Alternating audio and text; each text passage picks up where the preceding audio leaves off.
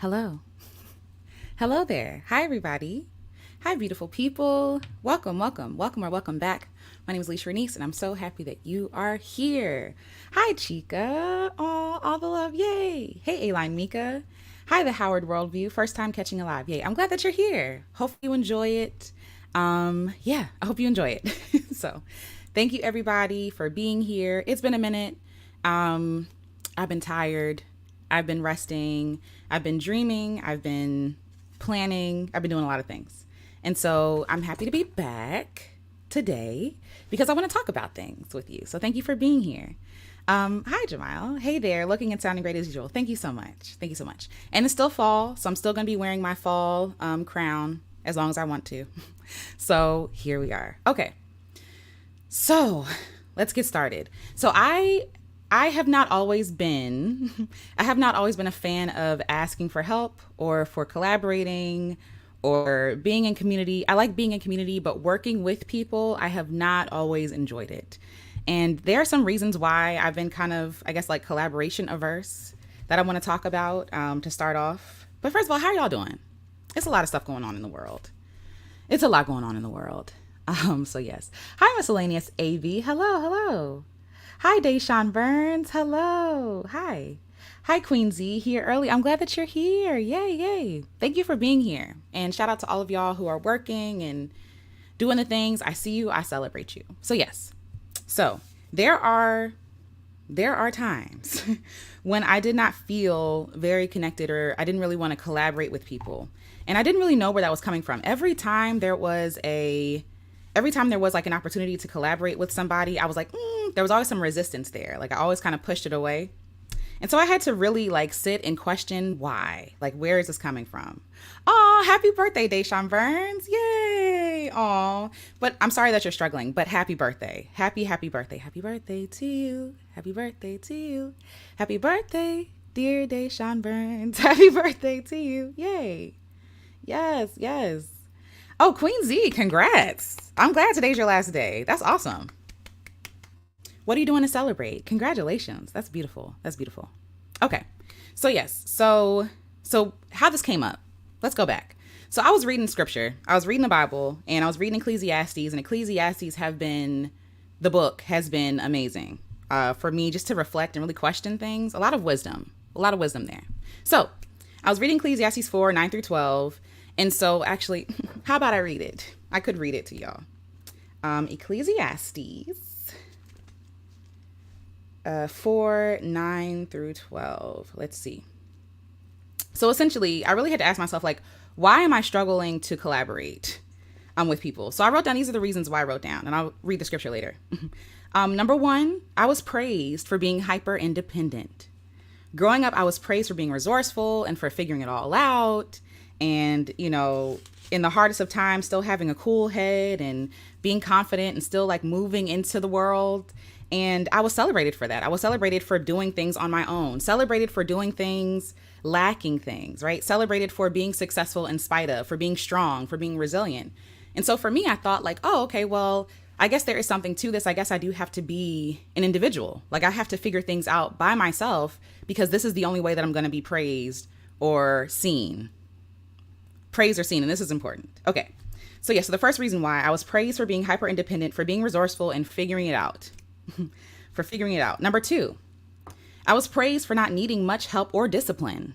Growing up, I wasn't really one of those kids that you really had to, I mean, my mom might tell a different story, but I don't think that I was one of those kids that you really had to correct a lot. Like I wanted to do the right thing. I wanted to make people feel better.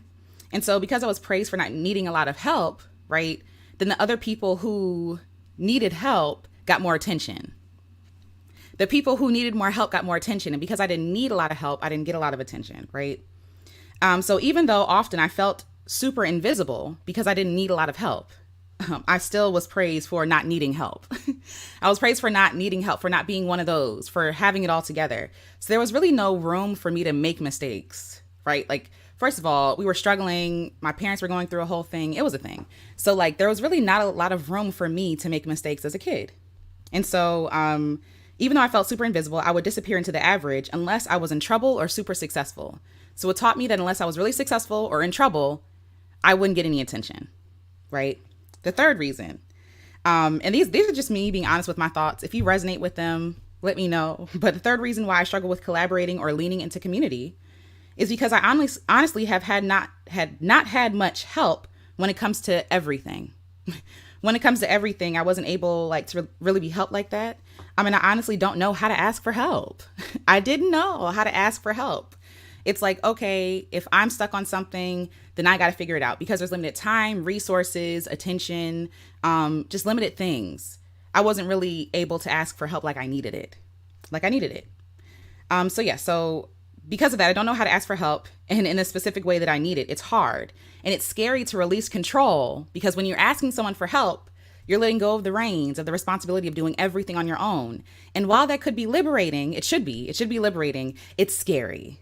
It's scary because now I have to share that control with other people. Now I have to share what's really going on in my heart and in my mind with other people. And sometimes other people are not trustworthy. You know what I'm saying? Like everybody has not been kind to me. And so that asking for help is being vulnerable. It's being like, hey, I'm struggling. Can you please help me? And people can say no. And that could feel like rejection, right? Or people can say yes. And maybe they're not giving you the help that you really need because you're not really being specific with the help. And because I couldn't vocalize what kind of help I needed. And because the help wasn't coming how I needed it to come, I was just like, forget it. I'll just do it myself. And I had to learn to be okay with people helping me in the way that they can help me, right? Like being okay with the limitations and the humanity of other people. Like I'm expecting something perfect from myself. It's not fair to expect that from them. Yes. But hello, everybody. Hi. Yes. Ecclesiastes 4. We're going to come back to that. Yes. And yes, rest is essential. Good. I'm happy that you're resting to celebrate. I love that. And visiting family. And you're welcome. Yes. Hi, everyone. If you want to show Alicia Renee some love, yes, please remember to like the live if you like it. I really appreciate it. It helps the algorithm, all the things, and it makes me feel good. So thank you. Thank you. Hi, Natalie. I'm here for the chat. Love you all. Love you all. Love you too. Thank you for being here. Ade, good morning. It's good to see you. Thank you for being here. Aw, good morning. Greetings, beautiful souls. Yes, new here. Love your community and content. Thank you, Lotus Flower. Thank you for being here. Welcome. I'm happy that you're here. I hated attention due to the people I attracted. Yeah. Being beautiful and preyed on, I just wanted to be alone. I'm so sorry for that. Yeah. It's like being seen is scary. I wrote a whole entry, and I'm writing, by the way. Like I'm typing up my journals and my thoughts and my poems and my prose. And one of the things that I wrote down in my journals was that I realized that people saying they love me is scary to me. It's scary because of people before telling me that they loved me and not really cherishing me and honoring me. So that's a whole thing. Like, it's like, oh no, now I'm being seen. Oh gosh, so it's a whole thing. Or people like withdrawing their love from me because I don't show up exactly how they expect me to, or because I said no, like different things, like love for some people means something different than it means to me. So yes. So I understand that 1,000%. Yes. Hi, St. Cloverton James Jones. Hello. That name always makes me happy. But yes, hello. Aw, virtual hug to you as well. Thank you. Yes. Okay.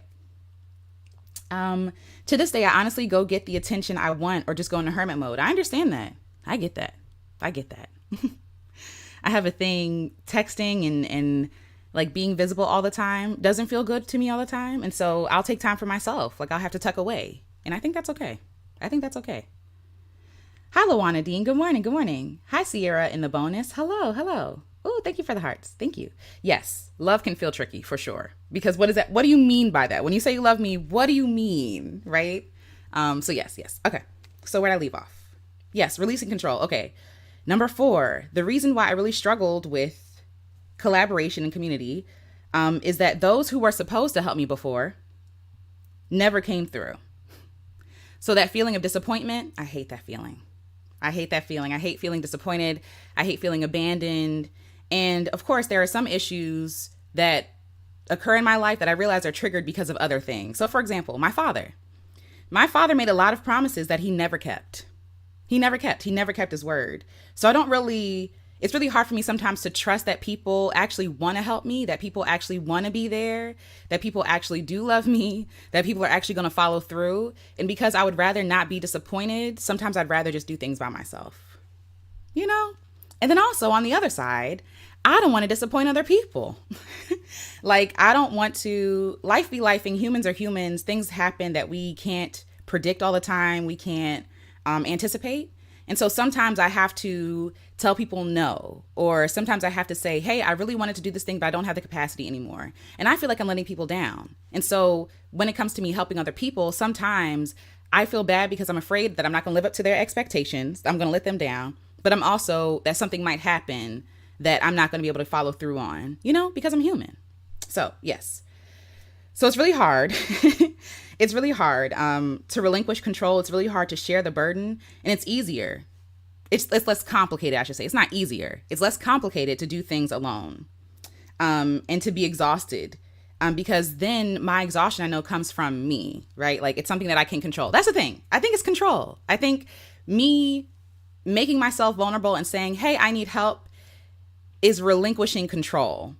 And also giving people the opportunity to hurt me, right? Giving people the opportunity to hurt me, expecting that they won't, but there's still an opportunity. So like I talk about with my father, I'm asking you, hey, when you say you're going to pick me up and I'm sitting outside on my stoop and you don't show up, when you say you're going to come to my wedding and you don't show up, right? Like, these are like heavy hitting, like disappointments, like heartbreaking things that happen to me. And I think because of the person that I'm supposed to be able to rely on not coming through for me, I struggle with feeling worthy of people's support. I struggle with believing that people actually want the best and good for me. So yeah. So that disappointment is heartbreaking.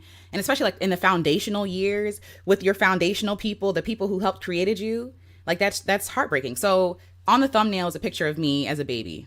That's me as a baby. And we'll get to that in a second. But the person who collaborated to make me, right, not being in my life is something I still can't fathom. It doesn't make sense because it's not supposed to make sense, right? It's not supposed to make sense. But also it's like, there's something, it's something heavy to the person that you look like not wanting anything to do with you or not following through for you. You know what I'm saying? That I'm working through. And it's so frustrating because I'm 33 I still got daddy issues. And again, let me correct myself. Ariel corrected me. She said, you don't have daddy issues. Your father has parenting issues or fathering issues. So no, like, it's not me, but it still left an imprint on my life that I'm still healing. It left a wound on my life that I'm still healing. And I give myself grace because it sucks. It sucks. Yeah.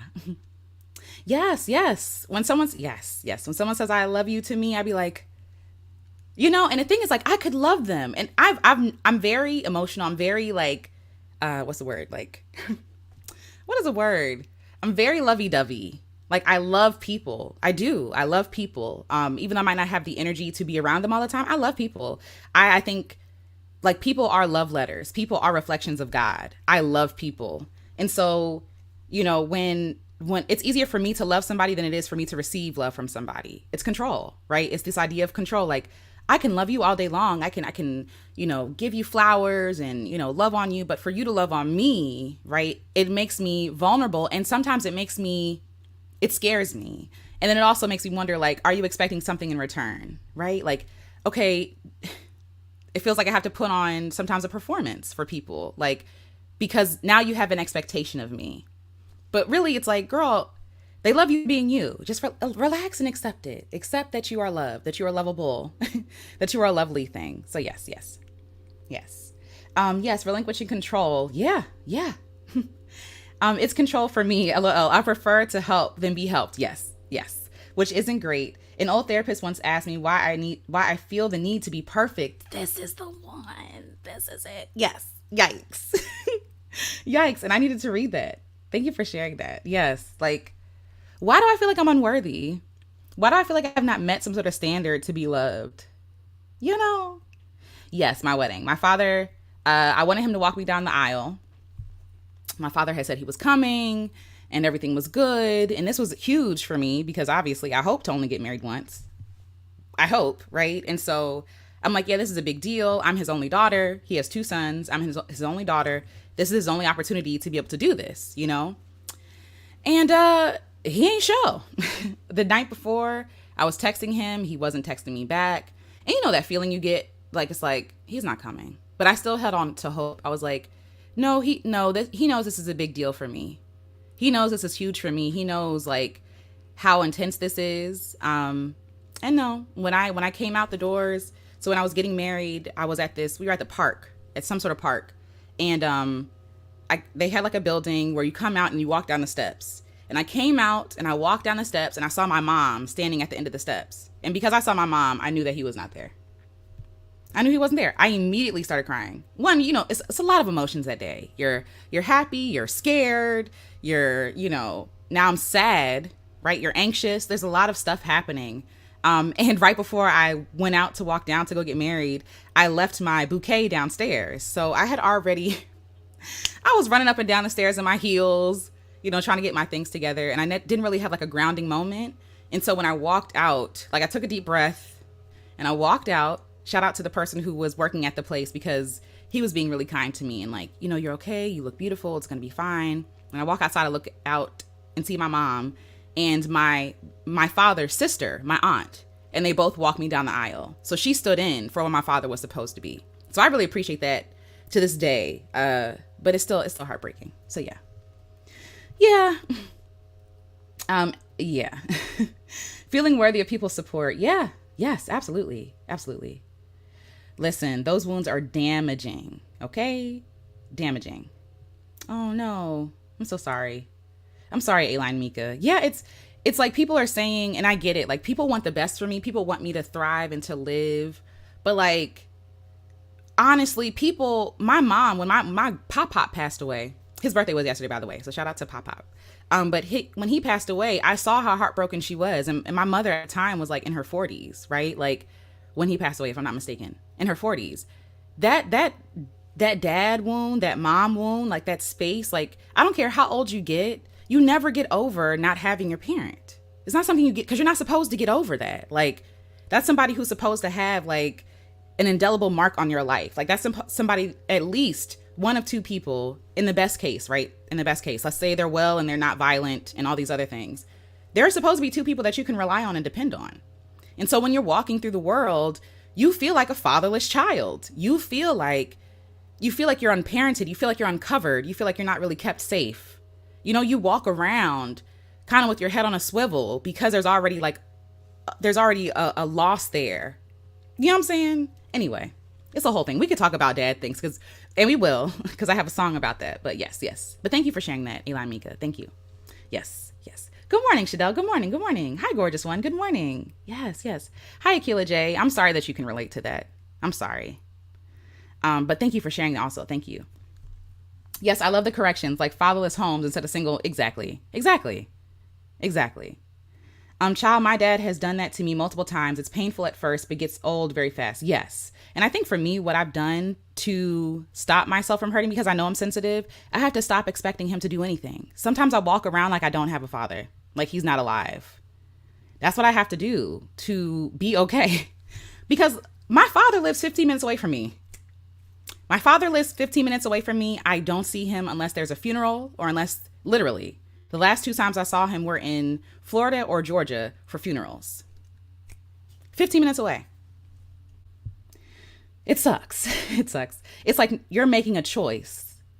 And what a choice. It definitely sucks. I was rejected by my dad twice in life. And I'm so sorry, Eli Mika. Yeah.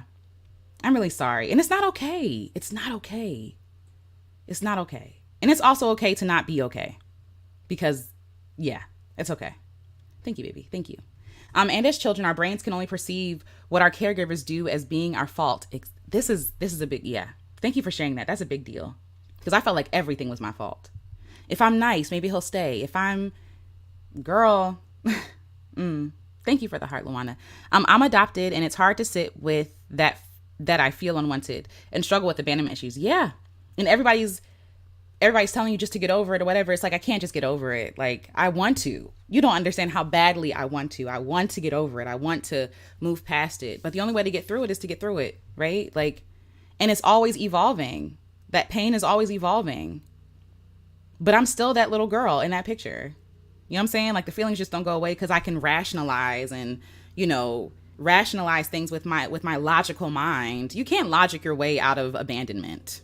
You know what I'm saying? Like, you can't logic your way out of the person who created you not wanting anything to do with you. That's not logical, right? Something's wrong. Something's off. But anyway, thank you. Thank you. Yes, Pop Pop. Yes, Pop Pop. Yesterday was his birthday. I recorded a podcast about him and lessons he taught me. It's on Patreon. I'm going to share it on Patreon, I think, today, and then share it everywhere else later. But yes, yes. I appreciate that. I appreciate that. Yes, thank you. Thank y'all. Thank y'all. Pop Pop was amazing. Okay. Here we go. Okay, so let's see. Sorry. I'm learning the importance of placing people in the right positions in my life. I realize that often I put people in positions they don't deserve to be in because I wish they were capable. That's real. That's real. My mother left my father. He was running from the law and passed away trying to make things right. Wow. I found out recently, I'm sorry for your loss. I found out recently mom ran and it was all her doing. I'm really sorry about that. I'm sorry. It's okay to not be okay, and we are all going to get through this. Yes, sending love and light because we are all healing in our own way. Yes, thank you so much for sharing that. Thank you. Yes, I pretend that my dad is not alive as well. He always disappoints. So instead of expecting him to change, I cope the best way I know how. And I'm a grown woman. Yeah, Charmaine, I see you, and I get it. You got to protect your heart. You have to. I searched and found my biological dad, but it turned out he really didn't want to be found. At least I know for sure, and I did all I could. Listen, you are not out here to be pursuing your parents. That's something I had to learn. It is not my job to pursue my father. It's not my job. That's not my job. And I thought it was. I thought it was to maybe if I was successful enough, maybe if I was talented enough, maybe if I was kind enough, maybe then he would turn and come around. And at some point I realized I'm pursuing my father. It is my father's job to pursue me. Even in this circumstance, he left. I've been here. We at the same place. You know what I'm saying?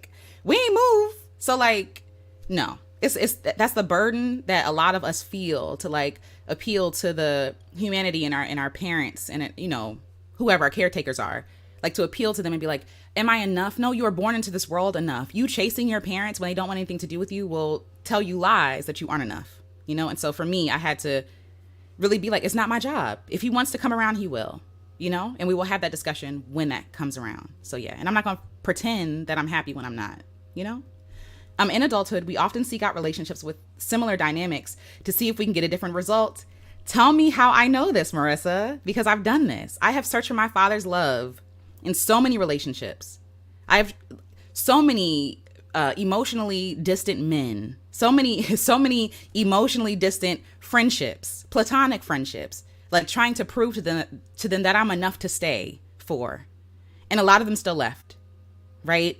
And I'm kind of glad that happened. It sucked, but I'm kind of glad that happened because it really made me have to face myself and be do you see yourself as enough? If nobody else loved you, would you love you? That's a hard question. But yes, this is real. Hi, Cinnamon Carib. Hello, good morning. All right, let me get back to my list. So the reason why I struggle to collaborate or lean into community, pride and ego. Pride and ego tell me that I have to do it all on my own. And if I don't do it all on my own, then I'm not worthy to be praised, seen, or loved, right? And so I might be ragged, but at least I did it all by myself. At least I said I did it all by myself. The sixth reason, I don't know if people are going to get it right. I kind of talked about that before, the help that I need. Is it going to be right? Who knows, right? But at least they want to help. 7, I don't know if people will truly understand my vision and my heart. That kind of goes under the last one.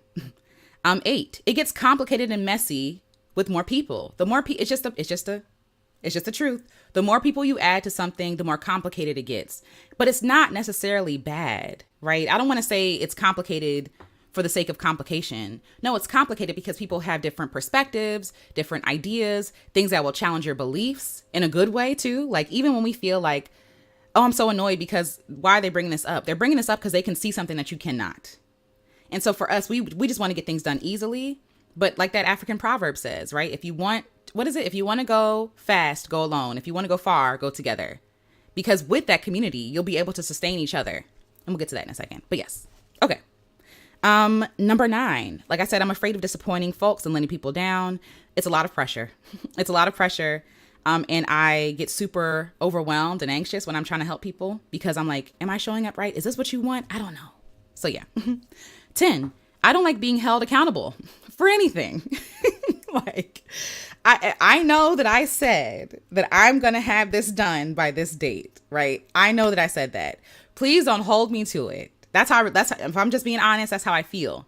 It's a lot of pressure. That deadline is looking at me. That hours are passing. The days are passing, right? That deadline is looking at me like, girl, you knew I was here. You knew I was here. And if you asked for help, there could have been somebody who could have helped you get this thing done, right?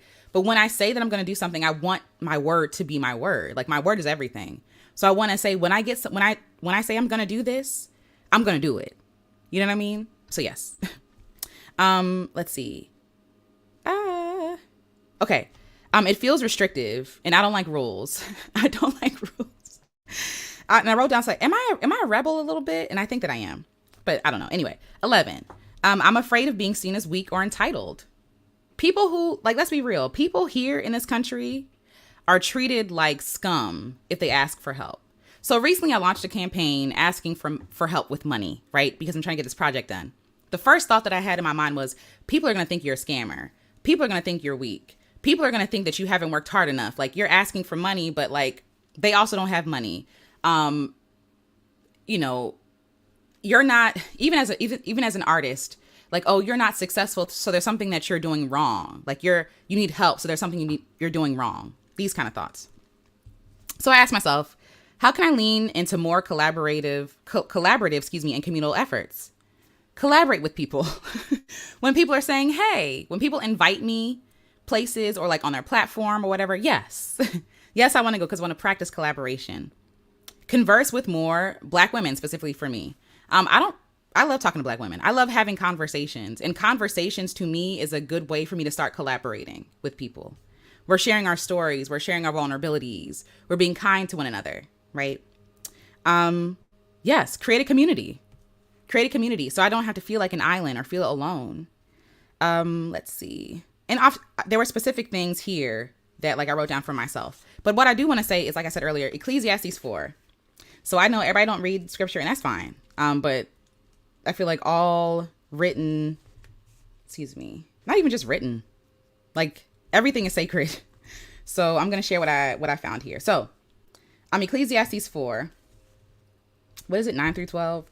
Okay. So it's like, there's a scripture that people read at like marriages, at weddings and things like that. And so it says 2 people are better than one because they get more done by working together. If one falls down, the other can help him up. But it is bad for the person who is alone and falls because no one is there to help. If 2 lie down together, they will be warm, but a person alone will not be warm. An enemy might defeat one person, but 2 people together can defend themselves. A rope that is woven of 3 strings is hard to break. So that's what people used to talk about, like the 3 chords or whatever, putting it together.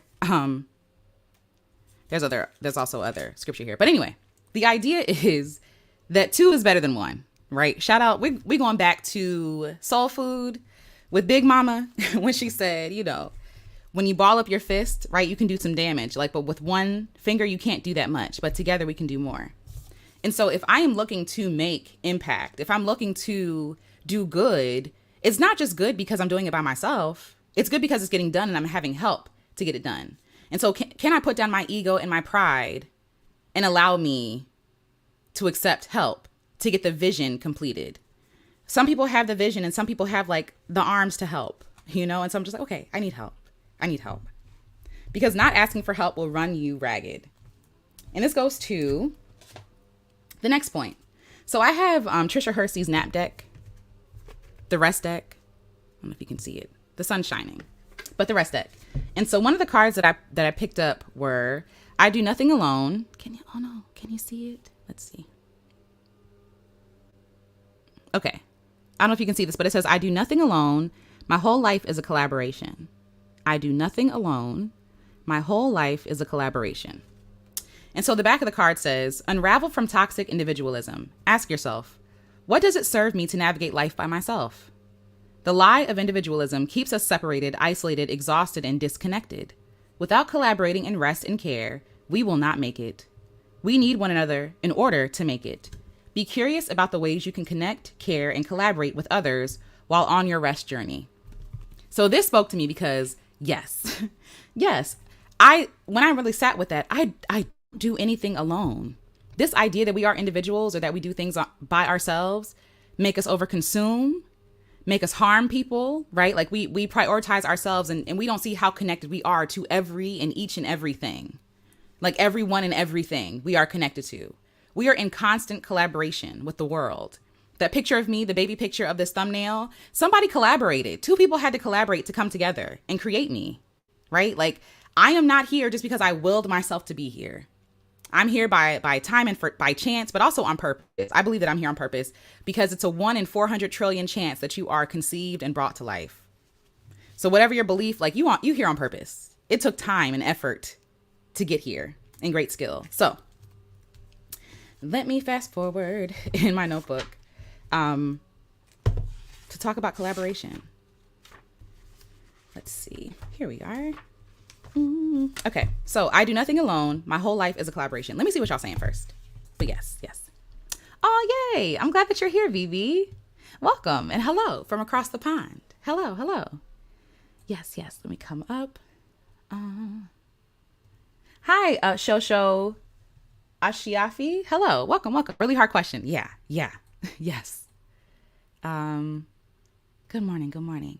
St. Cloverton James Jones says, yeah, you can't chase them forever. If it takes my mom another 25 years to finally see me, then so be it. Yeah. And I'm really sorry about that. I searched because I wanted to know my family. I found out I had 3 sisters, and as my mother's only child, it was a blessing. Now I have children. Now my children have aunties. So silver linings in his loss are gain. Exactly. Thank you for joining us. Thank you for being here. Hi, Sil. Hi, good morning. Being a child-free by choice woman, I've lost friends because they don't understand my choice. I'm sorry about that. I'm sorry. Hi, Mara. It's good to see you. Good morning. I did that for too long, trying to get people to stay. It's hard working on forgiving yourself, wasting so much time trying to get someone to see your value. Exactly. It's exhausting. And it reinstates this idea that you're not enough.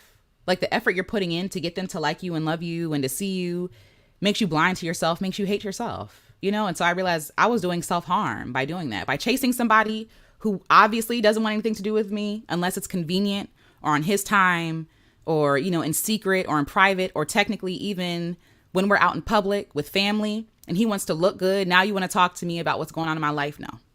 No. So yes. Sierra in the bonus says, I've been trying to reframe my abandonment issues and trauma to drive me towards sharing love and building a community. I used to be so scared of those things. I have to break that cycle. Yes. And it takes time. It takes work, It takes work and time. It does. Also, I'll be 49 Sunday. Yay. Happy early birthday. Yay. And your voice through song or encouragement has been such a blessing to me. I talk about you all the time and share your videos with you. Thank you so much for sharing and for enjoying and for listening. I really appreciate that. Thank you. I really appreciate that. Exactly. Success needs to be defined by you and not money. Kelly Bagion. I'm sorry if I'm saying it wrong. Please correct me. But yes, exactly. That's why I have my own definition for success. And I think I'm going to talk about that and redefine what success looks like for me. It does take practice, especially when you've been burned by community in the past. Exactly. And that's why when I was on Dr. Kimani's page last Sunday, she and I'm grateful for the opportunity. She and I were talking about jealousy and envy and how a lot of people who are relationship averse or like we feel like we can't connect with other Black women or like, oh, blah, blah, blah. It's because of the pain that they've experienced before. I don't want to brush over that like that's not real. People get burned by community. They do. The hope is that I can be a good community member and hopefully help to restore their trust in community.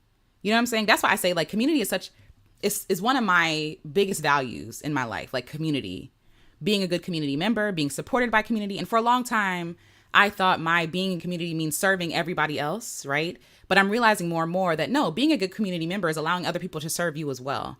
It has to be some reciprocity. It can't just be like me, give out of, fear or anything, but it is a practice. So that's why when people compliment me, I practice accepting the compliments and not trying to shrink it or, like, oh, thank you. Even though I might not feel what you're saying to me, I might not. So say someone says, you're so talented. Maybe that day I don't feel talented, right?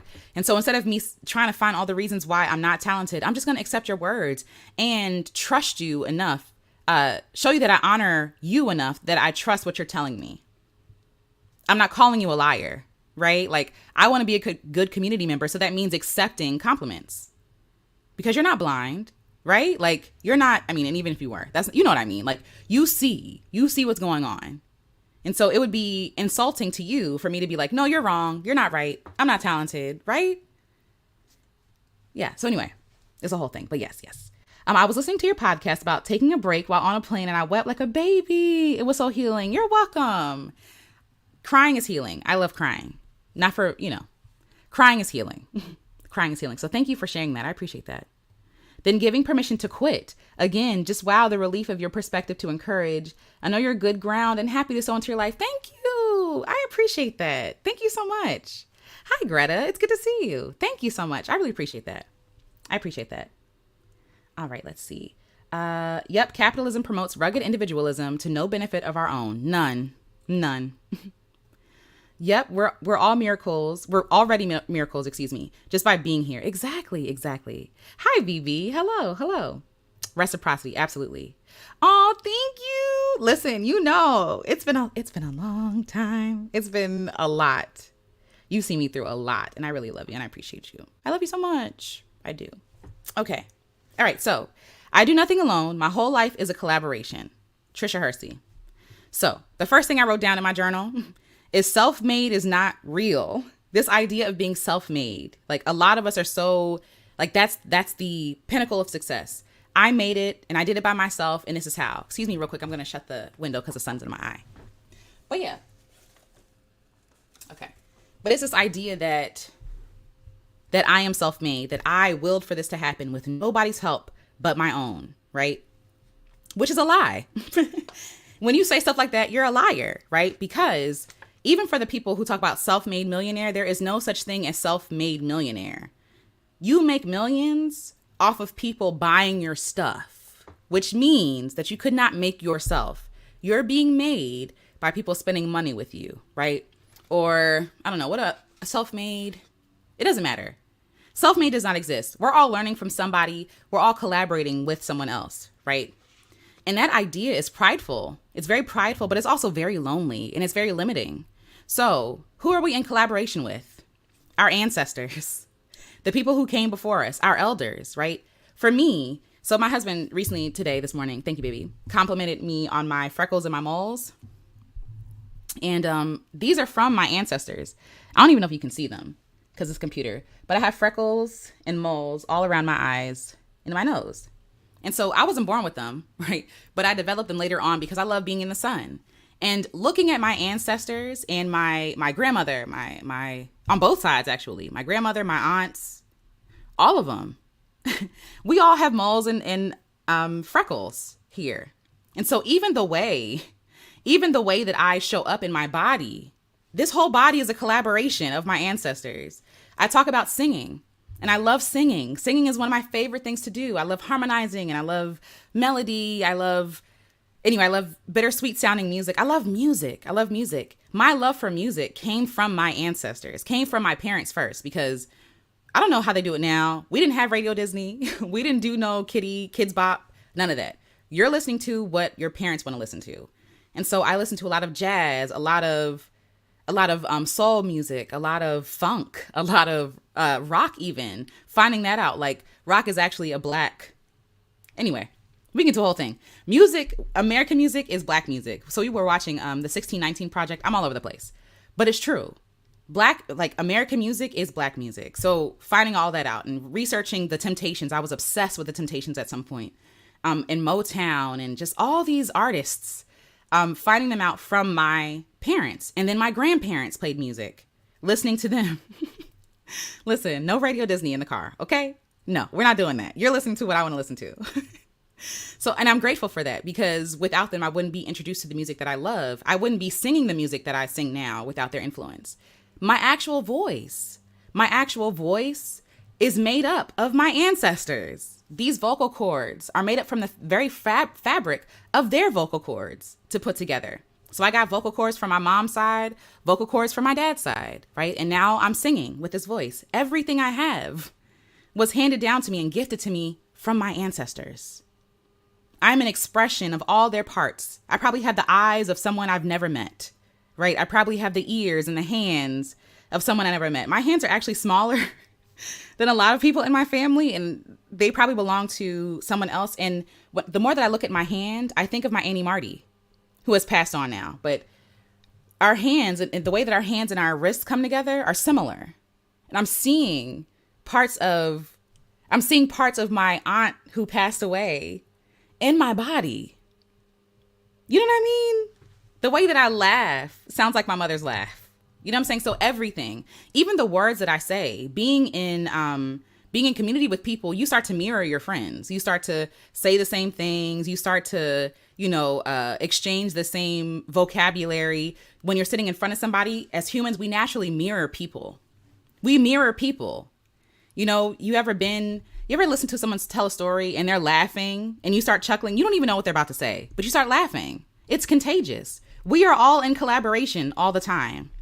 Teachers, another way that we collaborate. Teachers, no one is self-made anything because there was a kindergarten teacher there somehow showing you sight words, right? There was somebody who was making things make sense for you, whether it was in a classroom or a song or a parent or a friend. Somebody helped you understand something. You are not alone. Friends, like I said, I'm in constant collaboration with my friends. I'm so lucky to be able to belong to a group of people who, if someone is in trouble, we will go search them out and find them. You're not going to fall off the face of the earth with us. We knocking on doors. We showing up, right? That's the kind of friend group I belong to. Clients, again, business-wise. If you are a business owner, you are not self-made. It's insulting for you to say that. It's insulting for you to say that. When people want to praise Jeff Bezos or what's his name, Elon Musk, who are like the big three, and who's the guy that keeps buying up all the land? The computer guy. Anyway, when we talk about these people as self-made, we're lying. We made them. When we order a package off of Amazon, when we download Prime and watch a movie, we made them. Bill Gates, thank you, baby. We made them. They're not self-made. And don't insult yourself like that. Thank you. Thank you, Greta. Yes. Do not insult yourself like that. We make these people. Thank you, Deshaun. So yes, we are never alone. And I don't want to be self-made. I thought about it. I don't want to be self-made. That sounds lonely.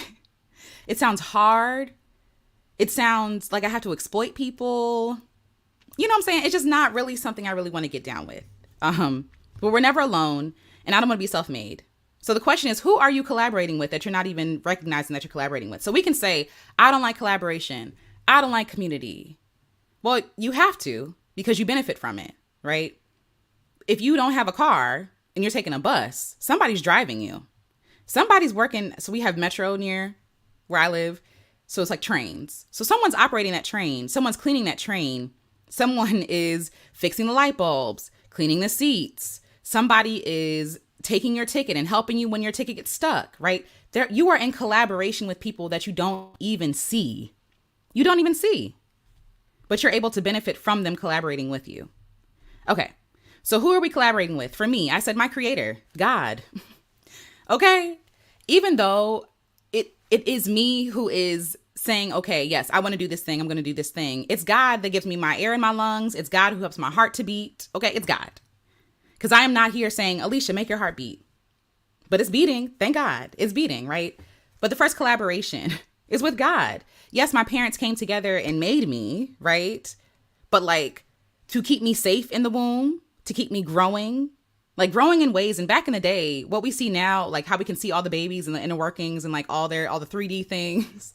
There wasn't none of that back then, apparently. My mom said that back then it was just unless there was something wrong with you, they didn't really give you ultrasounds or something like that, which makes sense. It was the 90s, or I guess the 80s that she was pregnant with me, and I was born in 1990.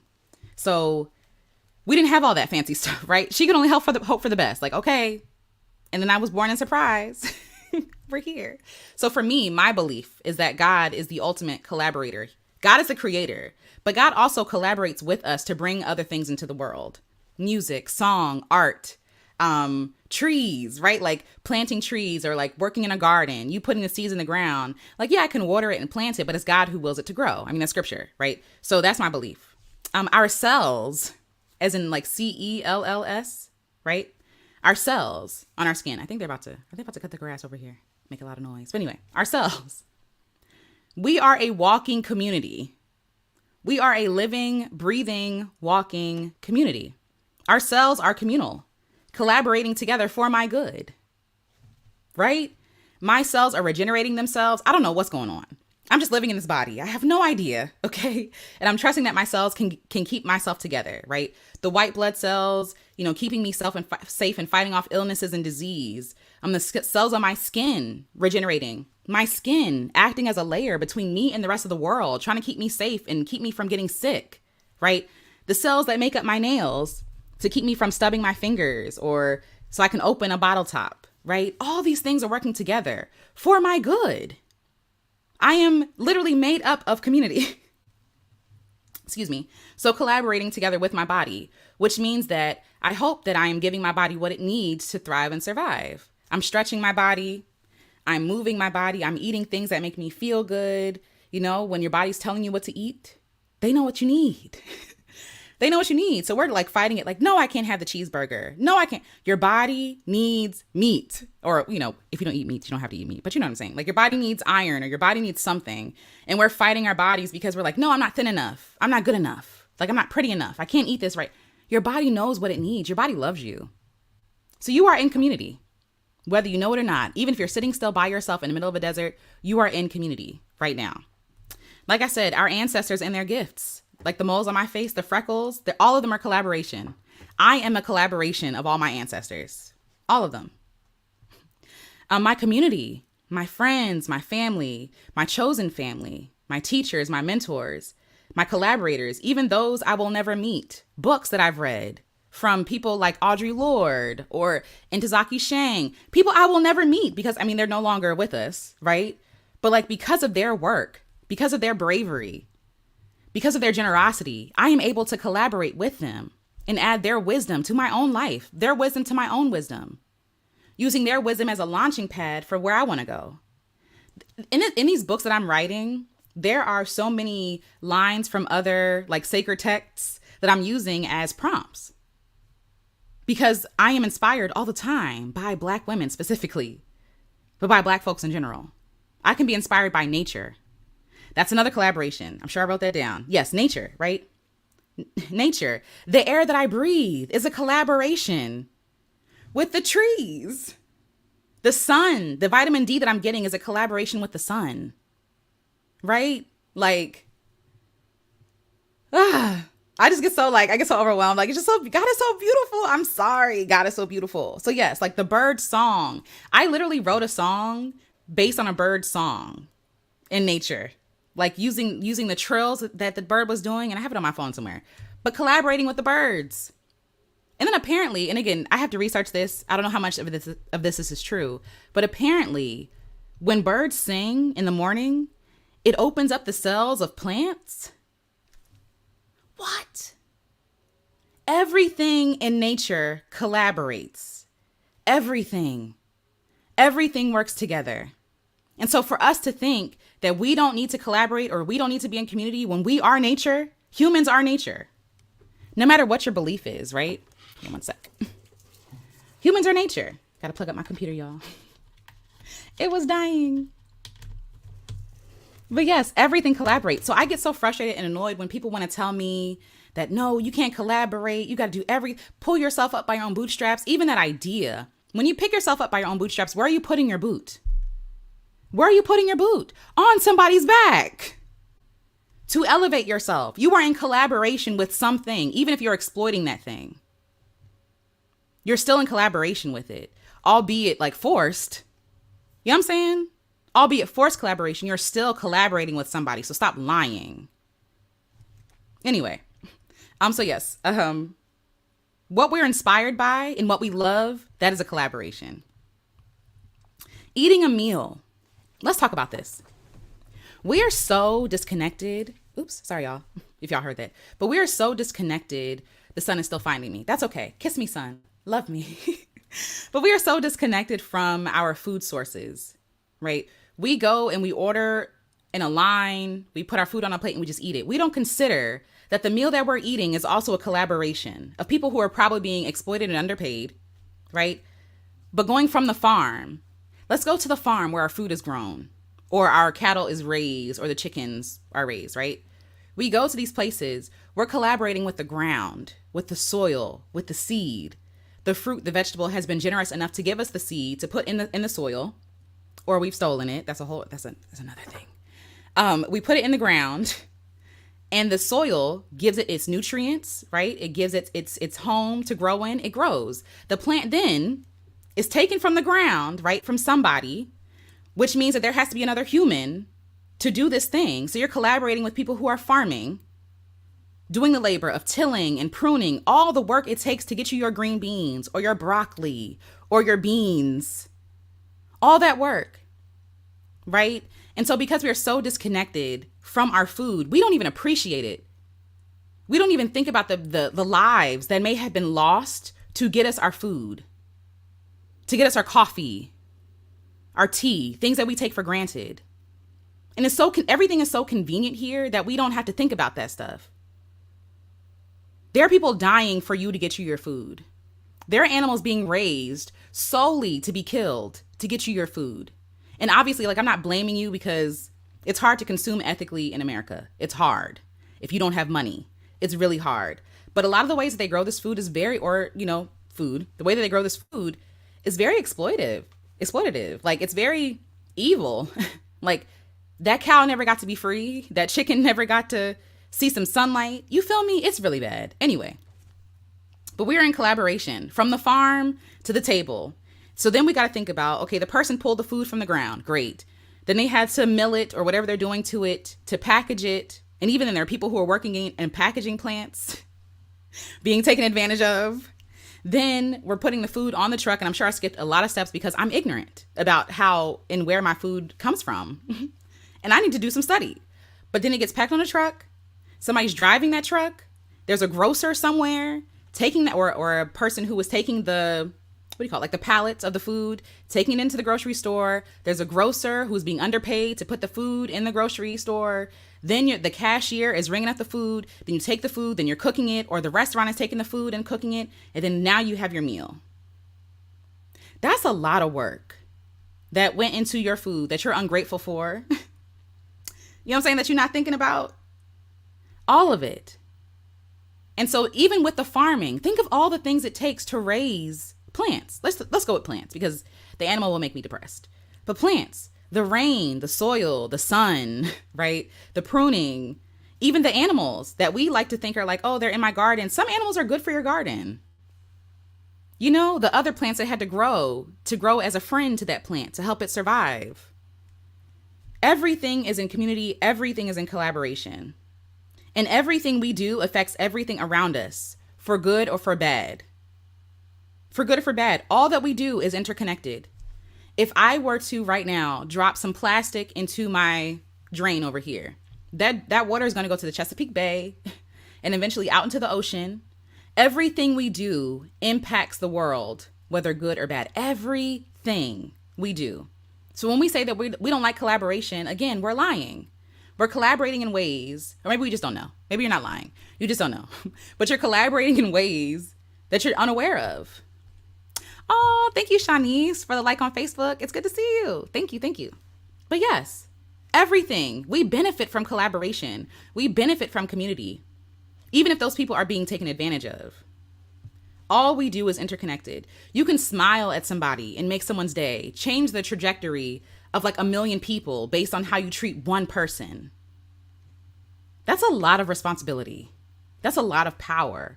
What are we doing with it? Oh, let me go back and see what y'all are saying. I'm getting passionate. Oh, yes. Community is necessary for unity. Absolutely. Excuse me real quick. I gotta drink some water.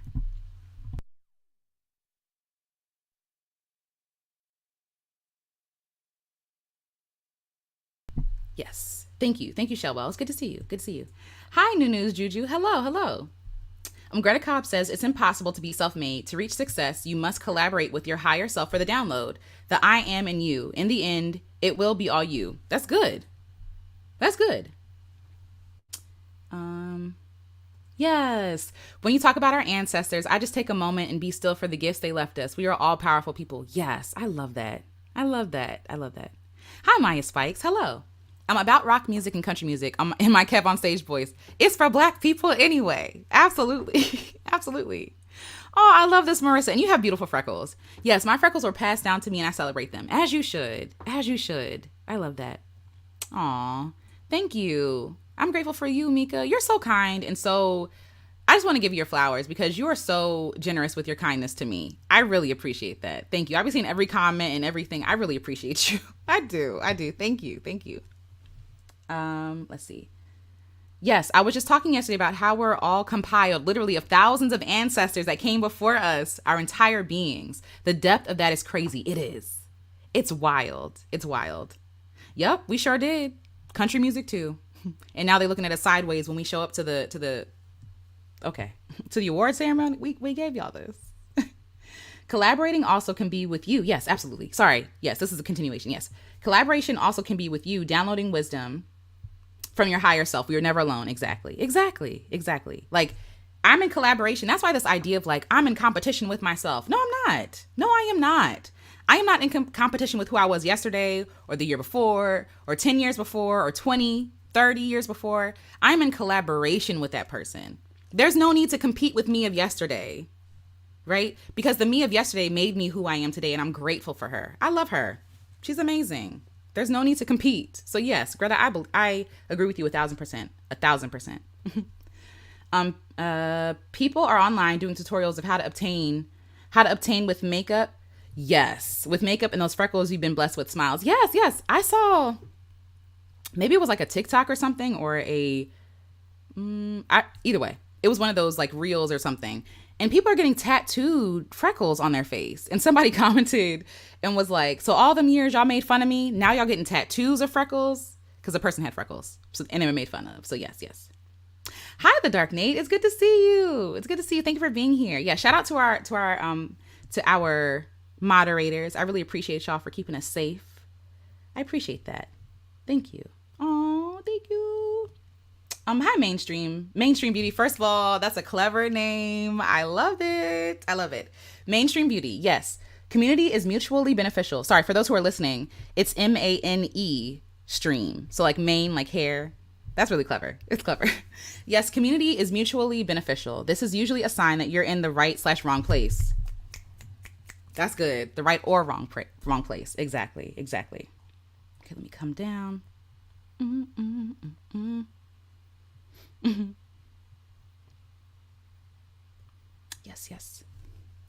Yes, please. Hi, beautiful people. Please show your support by hitting the like button if you're enjoying the stream. Yes, please. If you like it, please like it. It really helps me out. Thank you. Aw, so are y'all.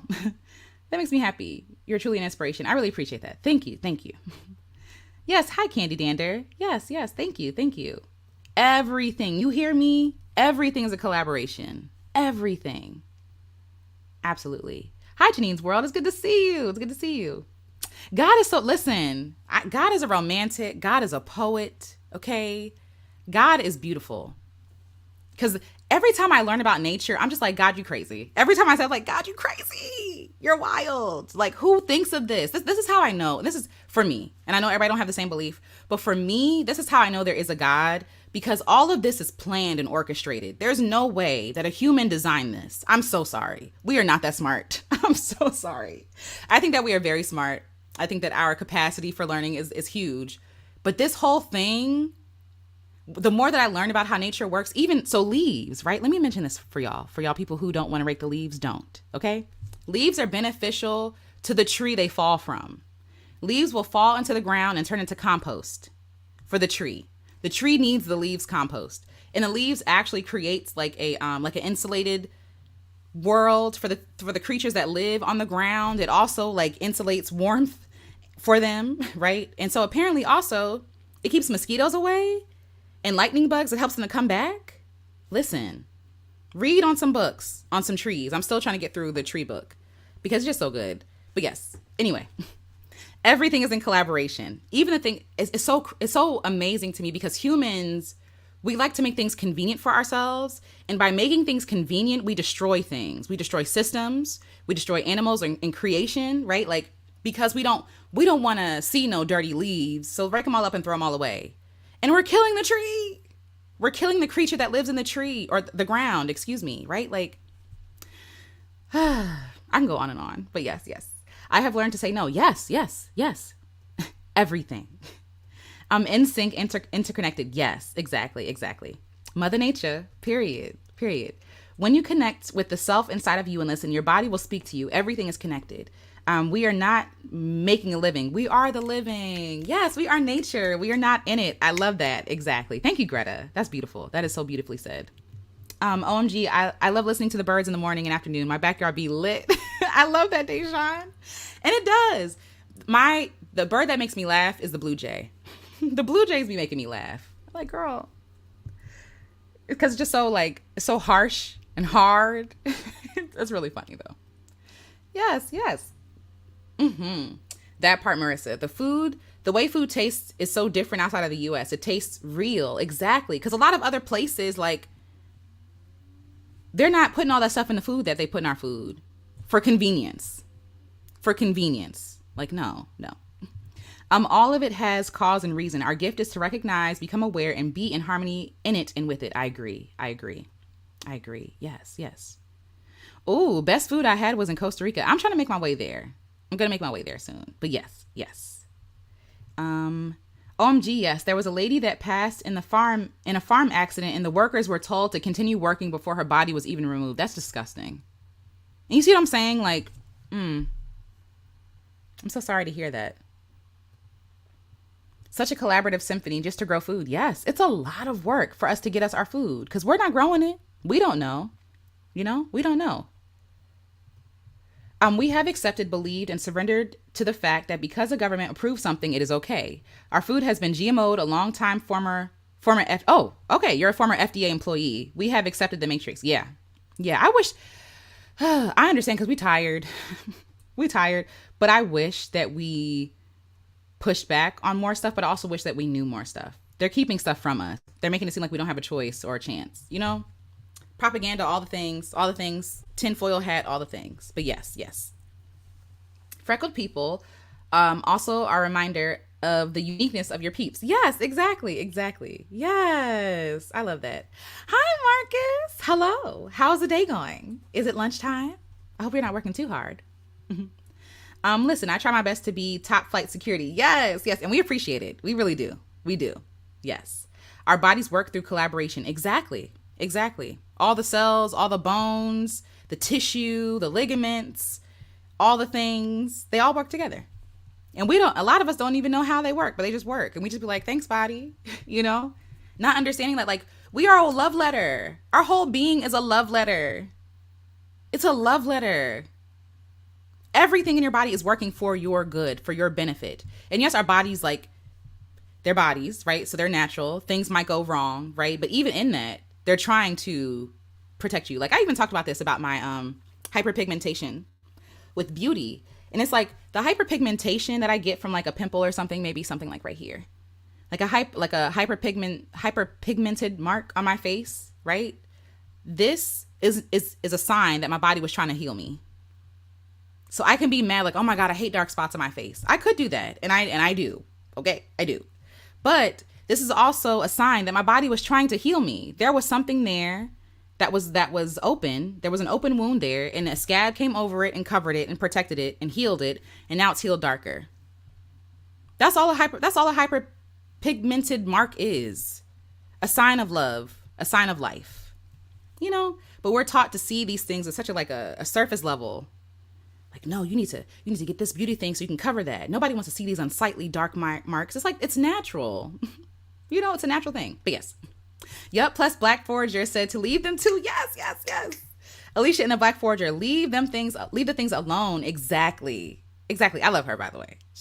Wait, hold on. Yes, I'm gonna look it up. But yes. What is the title of the tree book? Excuse me 1 second. Okay. This is called The Hidden Life of Trees by Peter Wolleben. I don't know how to pronounce that, but this is the book. What they feel, how they communicate, and discoveries from a secret world. Did y'all know that trees get sad when they're alone? They get lonely. Did you know that? Did you know that they mourn when we mow them down? Do you know they mourn for their fallen brothers and sisters and tree friends? Oh God, Tree Friends. Do y'all remember Happy Tree Friends? That cartoon on YouTube? It was so violent. It was not at all what I expected. But anyway, this is a really good book.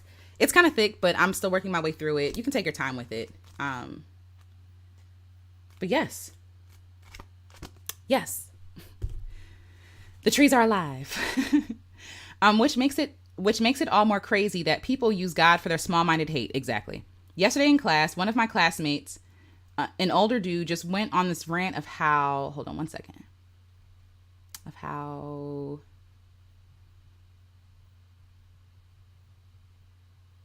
okay, being gay is the devil. God made it that way. Oh, that's what he said. Okay. I'm like, what? I'm like, bruh, all this infinite creation and yet God's concerned with people's sex life. Listen, there's a lot there. I have a lot of thoughts.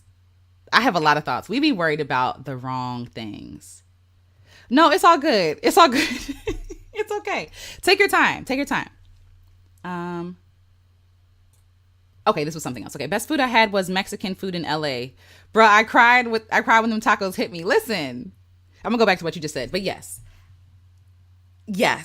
food, and this is I really feel like even when you're talking about the tacos almost making you cry, I feel like that's how food is supposed to be.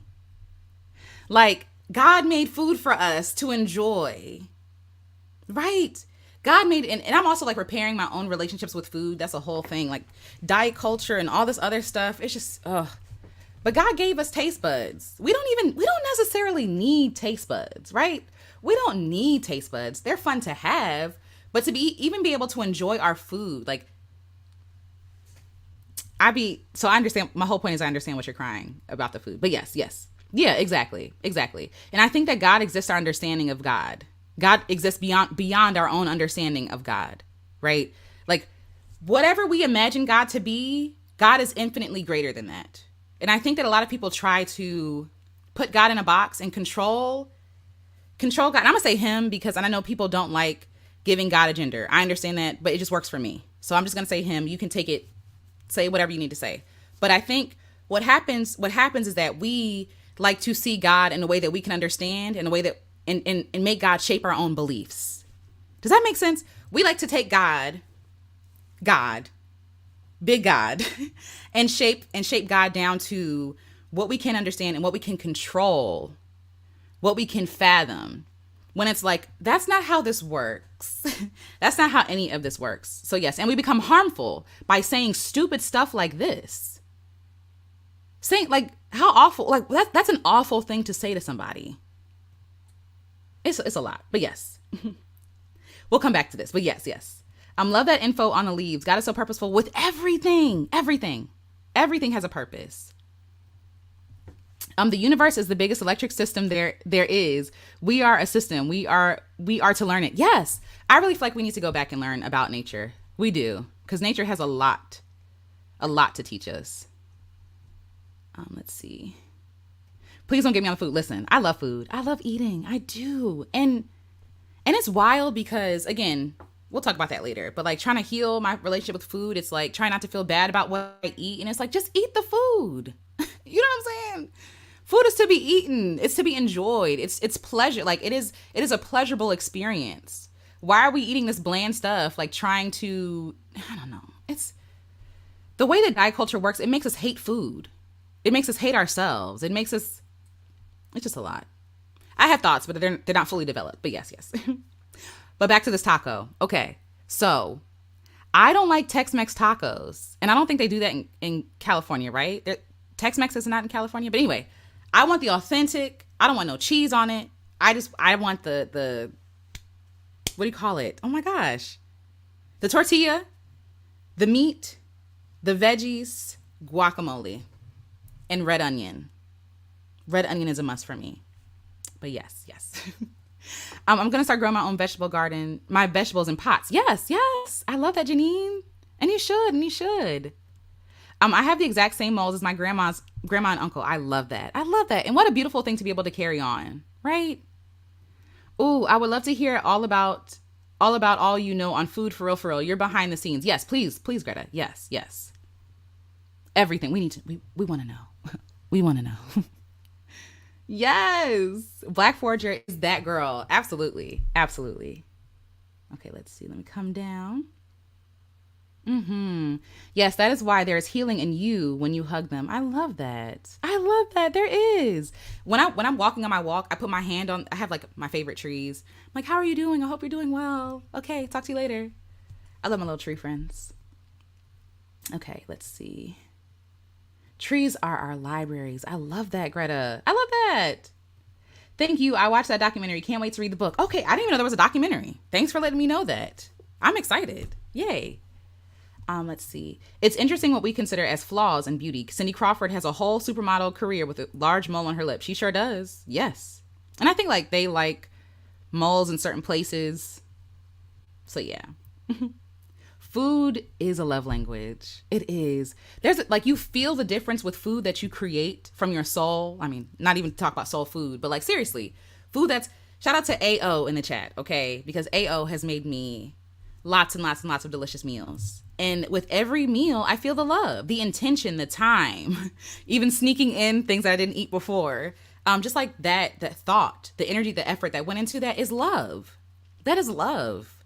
Like taking note, remembering what you like and what you don't like. My grandmother, shout out to her. Her name was Barbara. And my grandmother knew that me and my mother did not like potato salad with onions in it. It was a thing. I didn't like the crunch. It just, I didn't like that. So my grandmother always, for Thanksgiving and every family function, made a little side of potato salad for me and my mom. So they would have like the big potato salad for everybody. And this was like, everybody knew this is Alicia and her mom's. You know what I'm saying? Like, this is Valessa and Alicia's food. Do not touch it. You know, that is love. The effort, because she didn't have to do, she was cooking for a lot of people. Okay. She was cooking for a lot of people. She had 8 kids. Okay. And then they had kids and all their friends and family came over, and still she took the time. Oh, I love my grandma. And so she took the time to set the food aside for me and mommy. Paying attention, the details, knowing and caring enough, because she didn't have to do that. Caring enough. You know what I'm saying? Anyway. Oh, I love my grandma. But yes, not the LA tacos. Listen, I'm from LA and miss the food real bad. Oh no, Deshaun. I just learned that in Mexico, trees are legally regarded as living beings and cannot just be torn down. I love that, and they should be regarded as such. They should. So in where I live, there are a lot of developments being built. And I even hate that word development because it is already developed. Who's to say that this is not developed already? But anyway, so there are a lot of developments being made. And every time I drive past one, I get so angry. I am so angry. Because imagine being a tree that took hundreds of years to grow just to be cut down for some condos that people can't afford to live in anyway. Imagine not considering that these are the homes for actual animals, that they are homes. Imagine and so I have a lot of thoughts. I'm very annoyed, but I want to dream of a place where we can live with nature, where we don't have to cut down trees just to have a home. You know what I'm saying? And then we're complaining about the deer in the street and the skunk, the turtles. Oh my God. Where I live, there are so many people who keep driving over turtles, and it breaks my heart because I'm just like, y'all saw this turtle. You saw it. Anyway, let me get back to my notes. We'll come back we'll come back in a second. But yes, everything is in collaboration with everything else. Humans are the only ones who don't want to be in collaboration with anything. We think we're above it. We think that we're above nature. We're above the trees. We're above the grass. These are the things that are keeping us alive, honey. How are you above it and it's keeping you alive? That's not how that works. You are not better than the tree. You are not better than the bird. You are not better than someone sitting next to you. We are all in collaboration with one another. We all matter. The blade of grass matters just as much as you, right? And even scripturally, I understand that God cares. Okay. So the scripture says it's a long thing, but basically, the grass and the flowers are clothed in beautiful clothes, and the birds are taken care of, and they are. Every winter, the birds that can't fly south, this is a side note, I cry at the birds. Every winter, the birds that can't fly south, God gives them an extra coat. They're so puffy, and they're so cute, and they're warm, and they live, and they survive, right? And so the scripture goes, basically paraphrased, if God cares about the birds, right, how much more does God care about us? But it doesn't mean that God don't care about the birds. God cares about the birds, but he also cares about us more in this instance, right?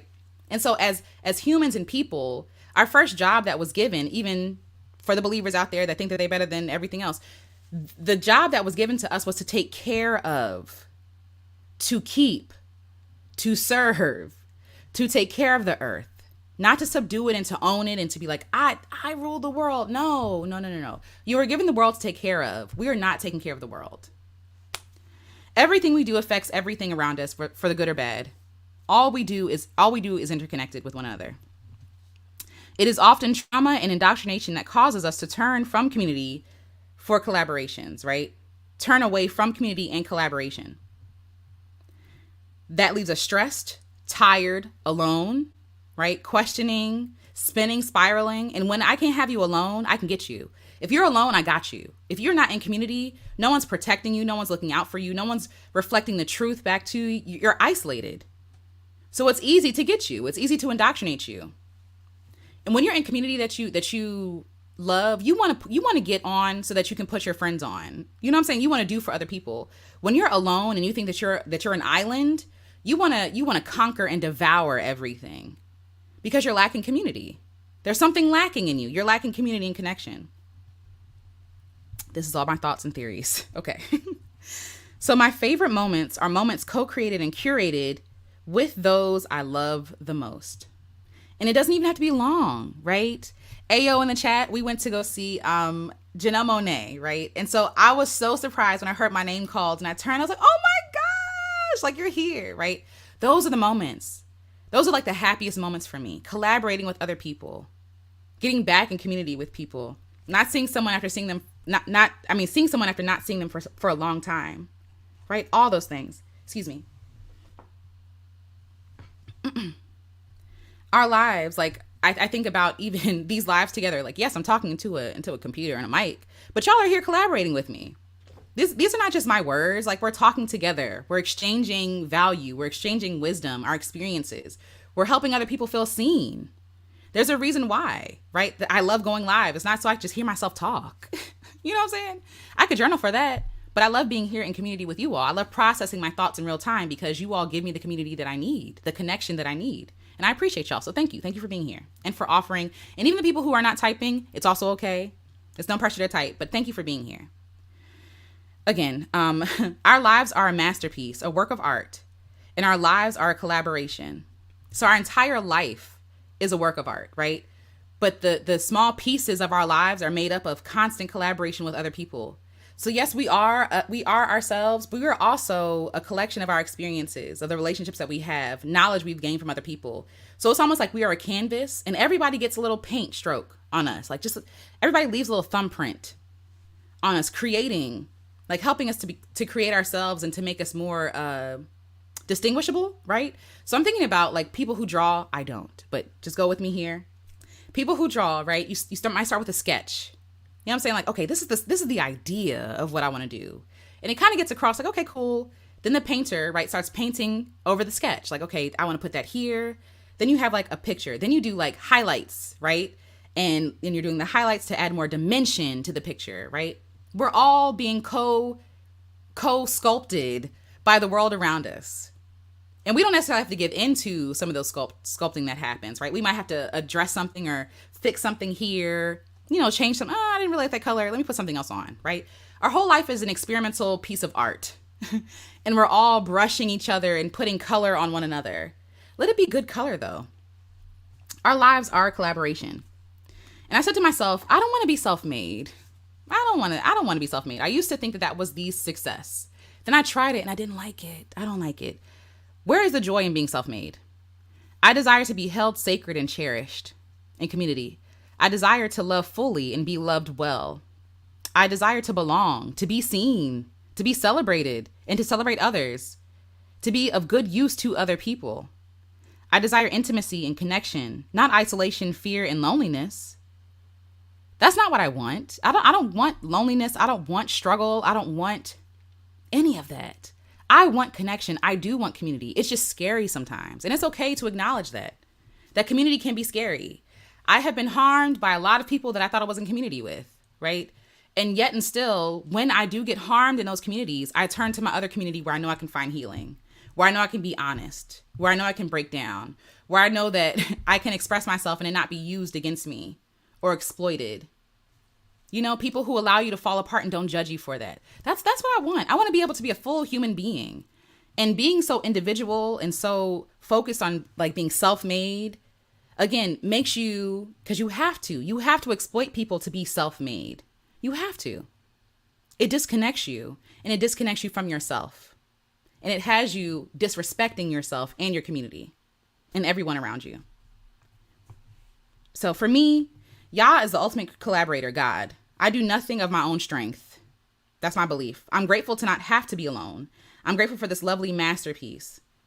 And in nature, like I said, all things collaborate. We are nature. Collaboration is the way of us.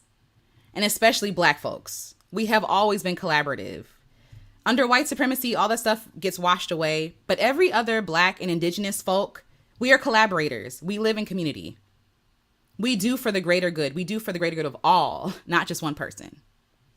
That's why we have lack here. Because there is no generosity. We have lack here. People are struggling or poor or unhoused or hungry because of scarcity being created by selfishness and self-centeredness, because of the lack of community and connection and collaboration. So there are ways, right, that were stripped away from us.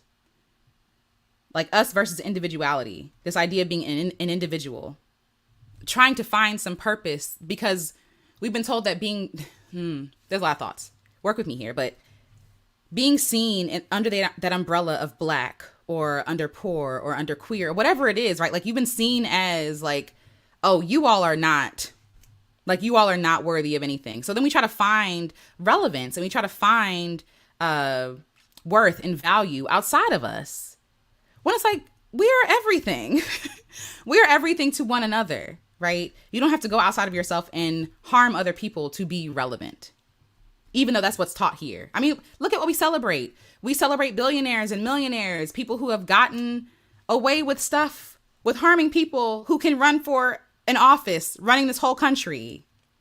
People who do evil are celebrated here. And so I understand the temptation. I understand it. I can understand the temptation to want to mirror what you see success being, but that is not success. That is ruin, because that is not sustainable. All these billionaires, it's not sustainable. How we're doing things now is not sustainable, which is why you see the world turning.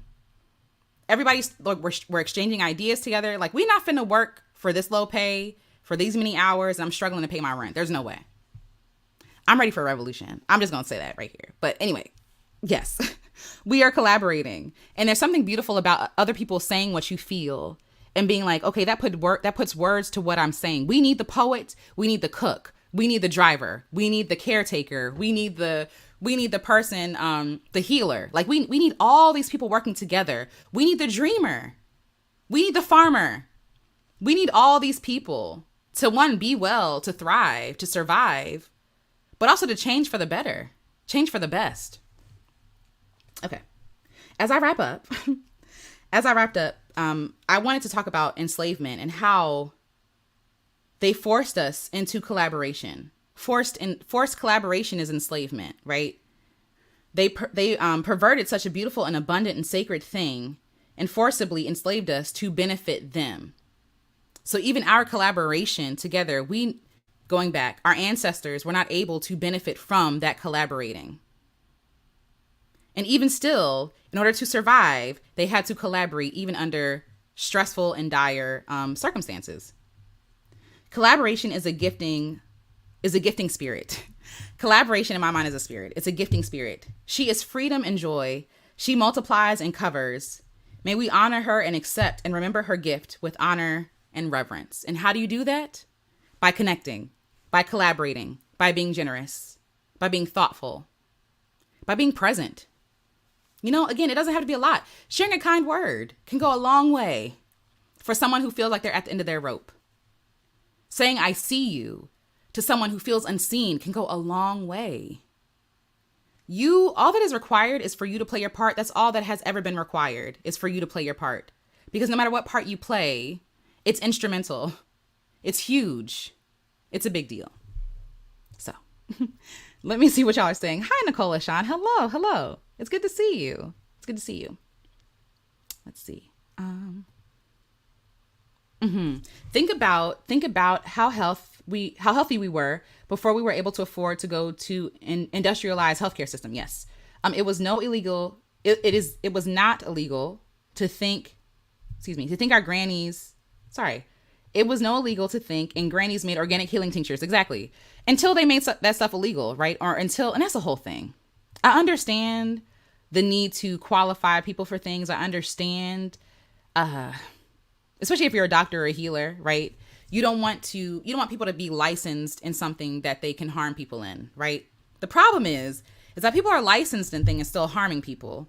And to your point, they made a lot of the natural remedies and the natural medication, either they made it illegal, they made it expensive and unaffordable, right?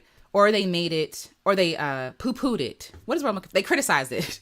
They criticized it so much so that we are less trusting of the natural remedies. We're less trusting of it. We're less trusting of nature because of industrialization. We're less trusting of nature. And also because of Black people's trauma in nature. People have used trees to display our bodies, right? Like it's both, right? It's trauma from our experiences being in nature, right? And also like being made to till nature and work nature and labor for nature with no benefit of your own. And then also the flighting that happened, that we went away from all that stuff, right? And so now we're less trusting of it because of the systems. It's a whole thing. It's a lot. It's layered. But yes, I agree. And the whole time Granny knew. Granny knew. Get some honey, some red onion, garlic, right? Some lemon, you'll be good. And sure enough, you good, you know? This pollution and capitalism done drained the taste out of everything. Yes. Even oxygen. Like when the pandemic shut everything down and the air started tasting good when the pollution stopped. Yes. That was it was a scary time. But seeing the animals out in nature and playing, like, what was that? In Italy, like there were dolphins in the water. It's like, wow. I never even knew dolphins came to Italy. Who knew? It's us. We're the problem. They talk about I told y'all, I'm watching Bigfoot, this series, Expedition Bigfoot on Travel Channel. And I'm binge watching it.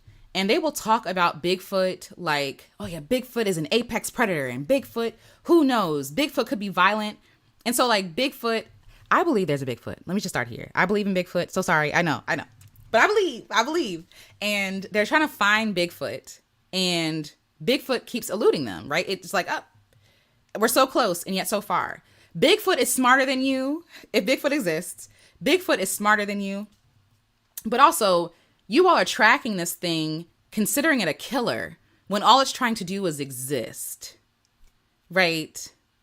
I don't even know how I got here. Pollution, oxygen, animals. I don't know how I got here. But either way, that's the point. We're the apex predator. So they're calling Bigfoot the apex predator. It's like, no, the call's coming from inside the house. Humans are the apex predator. I don't even know if we're the apex predator because we're a little weak. We're a little, you know what I'm saying? We can't see at night. We can't see far. I wear glasses, right? Like it's a whole thing. Like we destroy things. We consume things.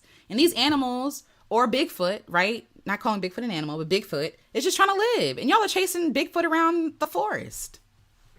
It just speaks to the predatory nature of humans and how we really don't care. I don't know. That's how I feel. Paula Dejoie. I don't know if I'm saying that right. Please correct me. We can start small by getting a planter box and throwing some collard seeds in there. Yes. Try growing some of your own food. Enjoy the process. It's wonderful watching food grow. I love that. And it allows you to be more appreciative, right? When you see how slowly food is grown, you appreciate it more.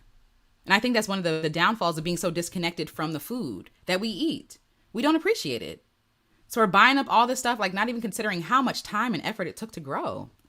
You know? People perceive God with a human mind. We can barely perceive people that surround us. That's a great point. That's a great point. How can you comprehend something that created the microscopic particles and all that you see in sense, speak, facts, mainstream beauty? Absolutely. Absolutely. Oh, yes, it is The Hidden Life of Trees. Yes. Yes, I don't see God as stoic and emotionless. God is comedic at times too. He cracks me up. Yes, God be cracking me up too. Same. Real food versus created food. Exactly. Yes, buy your ticket, please. Listen, you will definitely find some BS tacos in LA. Okay, you gotta know the spots. Okay, thank you for letting me know, because I hate being disappointed with. I don't like it. Red onion, the healing. Exactly. Red onion. First of all, it's delicious, and it's healing. Yes. AO says, my sister really looks like my mom and I look like my father, but I noticed I have some freckles. And one day I looked in the mirror and was like, there's my mom. I love that. Oh, that's beautiful. Oh, that makes you want to weep. That is so beautiful. That's gorgeous. I love that. There's my mom. I love that. Ooh. I love Tex-Mex. I live in Texas. I had some really good Mexican food in Syracuse, New York last week. Oh, nice. That's good. Yeah, I'm not a big fan of Tex-Mex. I'm sorry. Also, I'm lactose sensitive. I don't think I'm intolerant. I think I'm sensitive. So like all the sour cream, all the cheese, I can't do it. It's too much. You should wait when you hug a tree. Wait for the message as you hug it. Stand barefoot and let Mother Earth in the sun talk to you. OMG. Okay. This sounds like a dream. I'm probably gonna have to wait until next week because it's cold this week. It's like in the 40s or something. It's cold. But yes. Oh, yes, please. Buddhism talks about how spirits live in trees. That's why it's important that if you plan to cut down trees, you have to let the spirits know in advance or else they'll attack you with... Hold on one second. Attack you with... Oh, lands literally become cursed when nature gets destroyed. That actually makes a lot of sense to me. That makes a lot of sense to me. Especially because, like, what are you building in its place, right? And cursed land doesn't even have to look... I think that we're expecting cursed land to look like, oh, desolate and whatever, you can't grow nothing. But I think it also looks like high rises and people living in shadows who can't afford to live there, right? Like, I get really irritated with high rises because they're blocking the sun. It bothers me. Like, you're stealing the sun from the people who have to live below you. I hate that. High rises and me got beef. People who build them, I got beef. Because now everybody else has to live in your shadow. Like, especially like in the DC area, they're developing, obviously, they keep building things. And in Southwest, there is a place where I used to walk to go to work because I used to work on the cruise line, like, what is it? The Spirit of Washington cruises. And so I used to work there. Also, I want to have a live where I talk about every job I talk about and talk about how y'all hate poor people. Not you, but people in general, because we got to talk. But anyway, so there was this place across the street from the metro where I got off at to go walk. And there were people who lived there, brown people who lived there. And then I came back years later and the place is developed with a high rise. And so now, like, that high rise casts a shadow across the street. And for me, that is evil. To me, that is cursed. To me, like, you see what I'm saying? Like, it's insulting, but yes. Yes, please. Which quote? Please share it. Hi, Striding Through Doors. Hello. Hi, Rising Glory. Hello. Thank you for your message about quitting being okay. Yes, absolutely. That freed me and directed me towards creating what has been pending for years. I'm an artist and I needed to express. Can't do that at work. Yes, you're welcome. Thank you. And thank you for creating. Thank you. Okay, yes. Oh, the tree spirit. Yes. The trees have the ability to move to another location on its own. Yes, they do. They move. Trees, it might be slow, but they gonna move. Absolutely. Oh, what did I say? I don't even know what I said. So yes. I was on the Amtrak headed to DC and I could not stop crying. The entire corridor where the train rides, the corporate elite have placed poison to kill the trees. So painful. Yes. And it appears that the trees are crying through the poison. Then you see the limbs turn black. They still show the beauty, as they die. Trees are our libraries. They hold answers that we need. Hug them. Exactly. I love that. I mean, I hate that they're doing it to trees, but I love this train of thought. Yeah. And again, trees feel pain. Trees mourn, trees grieve, right? Trees, when you see them together, they're a whole community, they're a whole family. They take care of each other. Those little baby, I don't know if y'all have seen like in developments where like they'll put like little baby trees and expose them. Trees are supposed to be covered by bigger trees because the small trees are exposed to too much sun. It will kill them. It will kill them. They have people designing whole neighborhoods who are not people who know trees. Like you could read a book, just read a book and know that, right? But there are people who obviously go to school and study it, right? So respect to them, but like who dedicate their whole lives to trees. But I think it's really insulting how obsessed we are with convenience, even at the suffering of nature. We have enslaved nature to do what we want it to do. Everything that white supremacy touches and capitalism touches enslaves everything, including nature. Now we can't put a tree here just because the tree deserves to exist. We got to put a tree here to make it look pretty for humans who want to appreciate it anyway. Now there are bees who are not getting their pollen, who need to, give us honey, right? Because we have to have honey, but y'all don't care about the bees. Y'all don't care about no wildflowers, nothing. Y'all don't care about using pesticides, but y'all want the stuff. You want what's convenient, but you're not willing to do the work. And what I realized, and we're going to talk about that too. Something that I've been saying to myself over and over as a mantra is like, slow is love. Slow is love. Doing things slowly with intention, with kindness, right? Not cutting shortcuts. When the government makes shortcuts, when people make shortcuts, you harm other people. That's how I define a shortcut. Not like just because it's easy. Yeah, it should be easy, but it shouldn't harm anybody else. If it's harming someone else or leaving somebody else without, it is theft. It is theft. My convenience should not come at the disrespect, dishonor, the harm of somebody else. My convenience is not that serious. You know what I'm saying? So when I see stuff like this, like they're killing trees, like the tree has to die slowly, like the pain that tree is in. We don't even think about that. We think like, oh, it's just woo woo. It's not that serious. No, capitalism and white supremacy takes the sanctity out of everything. Nothing is sacred under capitalism and white supremacy. Nothing, not even nature, not the ant, not the worm, not the blade of grass, not children. If we don't honor nature, why are we surprised that people aren't being honored or taken care of? Anyway, it appears that the trees, okay, yes. Sorry. Isolation is a tactic of abusers, period. It is. Yes. I saw you from that far away. Like, that looks like Alicia. I'm glad you said something. Because we were on a mission. We're like, let's get burgers and get in line. Because that line was long. But yes, thank you. It was so good to see you. I have to see you again. Please. Hi, Glamzini. Hello. Hi, Southern Rose Tia D. Hello. Hi, Tea Time Beauty. It's good to see you. OMG, a work of art. So I was looking at a creative piece on yesterday. The woman was inspired by a mop. Ooh, I love that. Her art is mop paintings. I was so excited at her uniqueness. I love that. Inspiration is everywhere.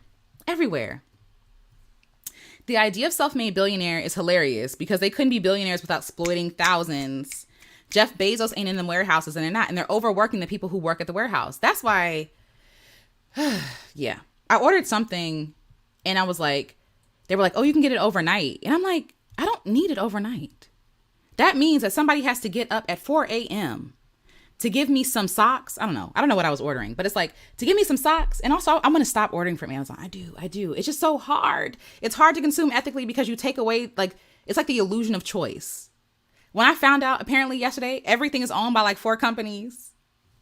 It's depressing. But either way, yes, he's not in the warehouses. He's also exploiting those people's labor. It's a lot. Competition should be for sport and fun, not survival. Exactly. That's it. Keep it on the field. Have fun. Play a little football. I have thoughts about football. Y'all know I have thoughts. But play little games. You know what I mean? And then when you come into the real life, don't bring that over here. Don't bring that foolishness over here. We don't want it. We don't want it. Collaboration requires emotional intelligence. It does. It does. This is not sustainable. And you see it imploding. We see it everywhere. Just prayed for a coworker who's going through a tough time and it cost me nothing. I love that, Ashley, and thank you for praying for them. And I hope that I'm praying in this moment for your coworker and that your coworker gets better, whatever is going on, that the situation gets better. Yeah, thank you. Thank you. Oh, yes, I make organic healing tinctures now. Yes, I love that. I love that. Demonize. That's the word I'm looking for. They demonize alternative medicine. Like, oh, you don't want to trust. I don't want to trust plants that y'all make the medicine from anyway, except you take the medicine that grows from the ground naturally and make it into something, make it more potent, do something else to it, and then repackage and sell it to me, but tell me that nature is wrong? How that make sense? What's going on? No, you want me to plug into your system. And I'm not, and obviously, I'm not saying this about all medication because people need medication, right? But I'm saying, like, no, they're demonized for a reason. There's a book that I read. Hold on one second. Hold on. Okay. So I'm trying to do some self-study of herbalism and things before I can like afford like a actual like course for herbalism. And so I'm reading Working the Roots, right? Over 400 years of traditional African-American healing. Over 400 years of traditional African-American healing. It's a book written by Michelle E. Lee. So it says Michelle Elizabeth Lee has worked for over 30 years in the integrated arts field as a visual artist, curator, administrator, educator, and writer. She has an MFA from the University of Southern California and a BA from Antioch College. She's a native of Oakland, California, who was raised in a family of traditional healers from the South. She currently lives and works in her native Oakland, where she teaches art in a public school. She has two children. Okay, so this is the book. So in this book, they were talking about this man who found water. It was like a spiritual gift for him. Like he could find water using sticks or something like that. Yes. Shoot. Open it to the right page. So the book of Joe Hayes, right? So he was a water stick man. It's WADA stick man. So basically his job was to find water. And so what happened was white people came and decided that in order to find water, you needed a certification. And of course, he didn't have the money or the resources to go get that certification. So he lost his job. So now they use other technologies to find water, but that was his spiritual gift to find water. So my whole point is that nature has a way, and then people come in and tell you that it's not legit, it's not real, right? And then they sell it back to you, the gift that you already had. You already had a man in your community who could help you find water and was getting paid and lived a very good life doing that. But, wasn't exploiting his neighbors or anything like that. But then the government came in and exploited people and then also poisoned their water, destroyed their crops and their herbs. It's a whole thing. America gets on my nerves. But yes, this book is also good. It's filled with stories and also some remedies, some medicines, learning about like different mulberry trees or like I'm in the M section. So yeah. Anyway, it's good. It's a good book. I recommend it for those of you who are interested in herbalism and things like that. It's good. So anyway, that's my point with the alternative medicine. Same thing. Like, oh, you barbaric people, how dare you use this herb to do X, Y, and Z? Come to my place and, get tinctures. Yeah. Yeah. Currently watching the beauty of my mentor preparing for his ascension into the next collaboration with the unknown. He's not afraid. This too is art, embracing the joy of the unknown. Wow. This too is art, embracing the joy of the unknown. Thank you, Greta. Greta, are you a writer? Because this is beautiful. This was beautiful. That was beautiful. We're all pieces of fabric on the greater quilt of life. Exactly. We're in collaboration with each other, whether we know each other or not. We're in collaboration with one another. It's okay to comfort and encourage one another in any space. Yes, absolutely. Absolutely. Oh, which one? Either it was this one, The Hidden Life of Trees, or Working the Roots by Michelle E. Lee. Working the Roots. So yes. Yep, all herbs have that FDA disclaimer on it that says this has not been FDA approved to cure anything. That statement instills fear, plants seeds of doubt, and the very thing that can cure. Exactly. Bigfoot. It is. We are the predator. It's us.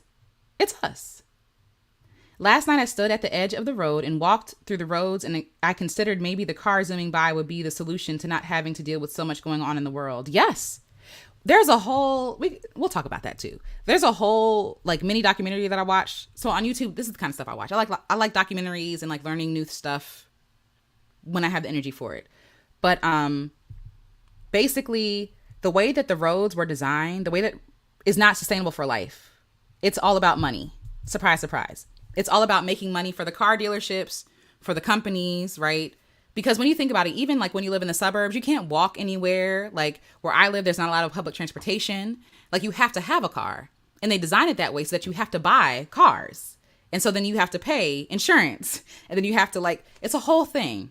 You got to pay the MVA, right? It's about making money. So when they're designing these neighborhoods, they're not thinking about humans. They're not thinking about us. They're not thinking about animals, none of that. They're thinking about the bottom, like their dollar. That's it. That's it. And so when you see signs about like, oh, be a good pedestrian, no, create good roads. Like, why do pedestrians have to walk alongside of a street? There's no other way.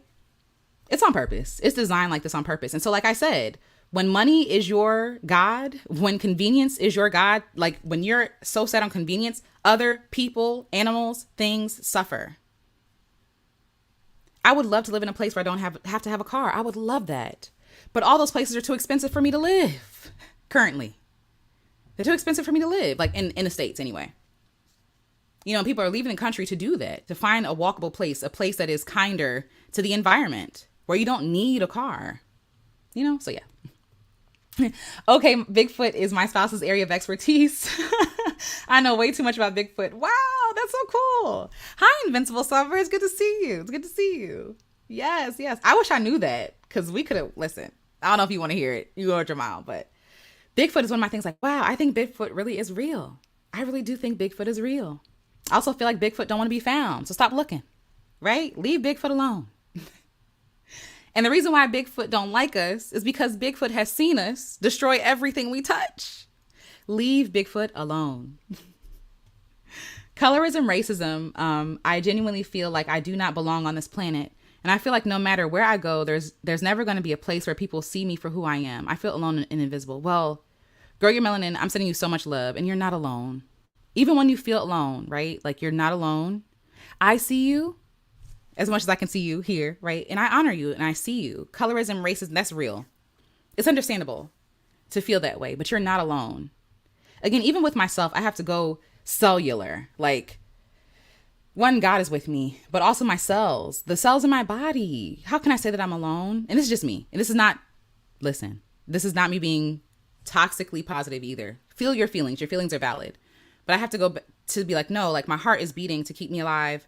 My lungs are expanding and contracting to keep me alive, right? The cells are regenerating to keep me alive. I am not alone.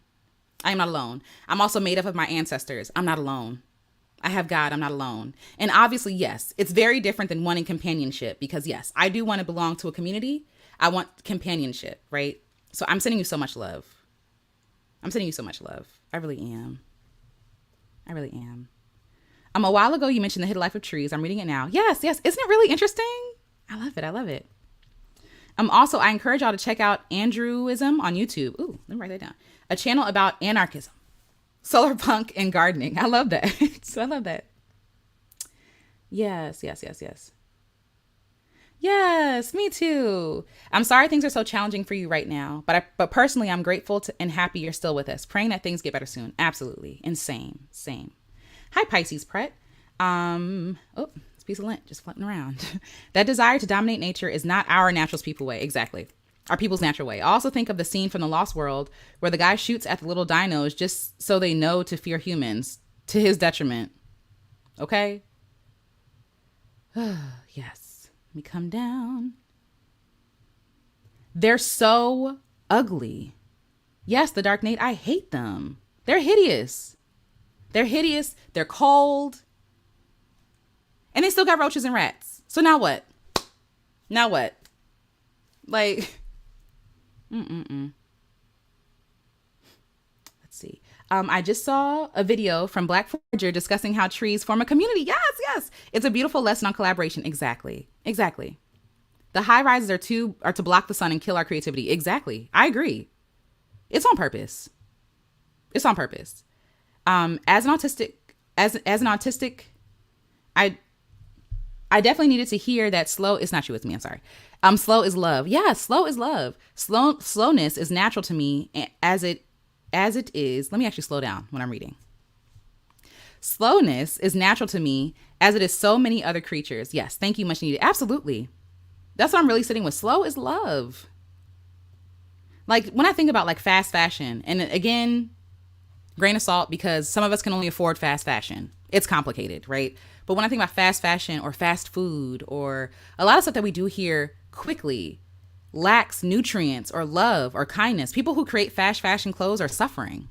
They're suffering. And the clothes don't even last that long. So now we're polluting the earth. You know what I'm saying? So yes, I feel like we need to go back to the slow.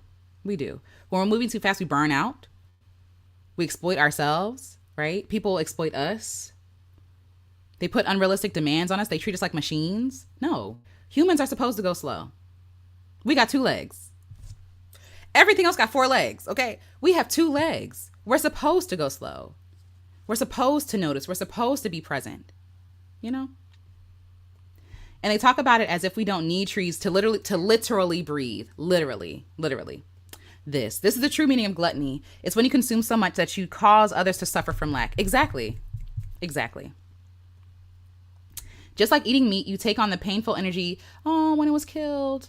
Pay attention to your behavior afterwards. Yes, thank you for sharing that. And like I said, it's really hard to consume ethically here. It's really hard. We're all doing our best. Hi, Barbara. It's good to see you. Hi, Alicia. Okay, I love trees, but not in my yard. Sorry, I think about the trees coming down in a bad storm, a tornado, landing on my house. I know someone this has happened to. Yeah. I'm not judging. I'm not necessarily thinking about individuals, right? An individual thing. I'm thinking about whole corporations consuming and destroying trees. Like, I had this thought. We were walking in the woods and I was thinking to myself, a tree will spend 100 years to grow, just to be cut down and to made into cheap wood for a house that won't even last 30 years. When that tree in that forest could have benefited us all, right? But no, this is not about you, Barbara. But I'm glad to see you. I'm happy that you're here. Thank you. I know. I'm trying my best to boycott these companies, but they own every damn thing. Exactly.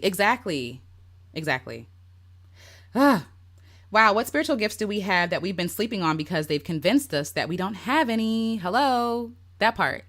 Or they say it's too woo-woo, or because we can't scientifically prove.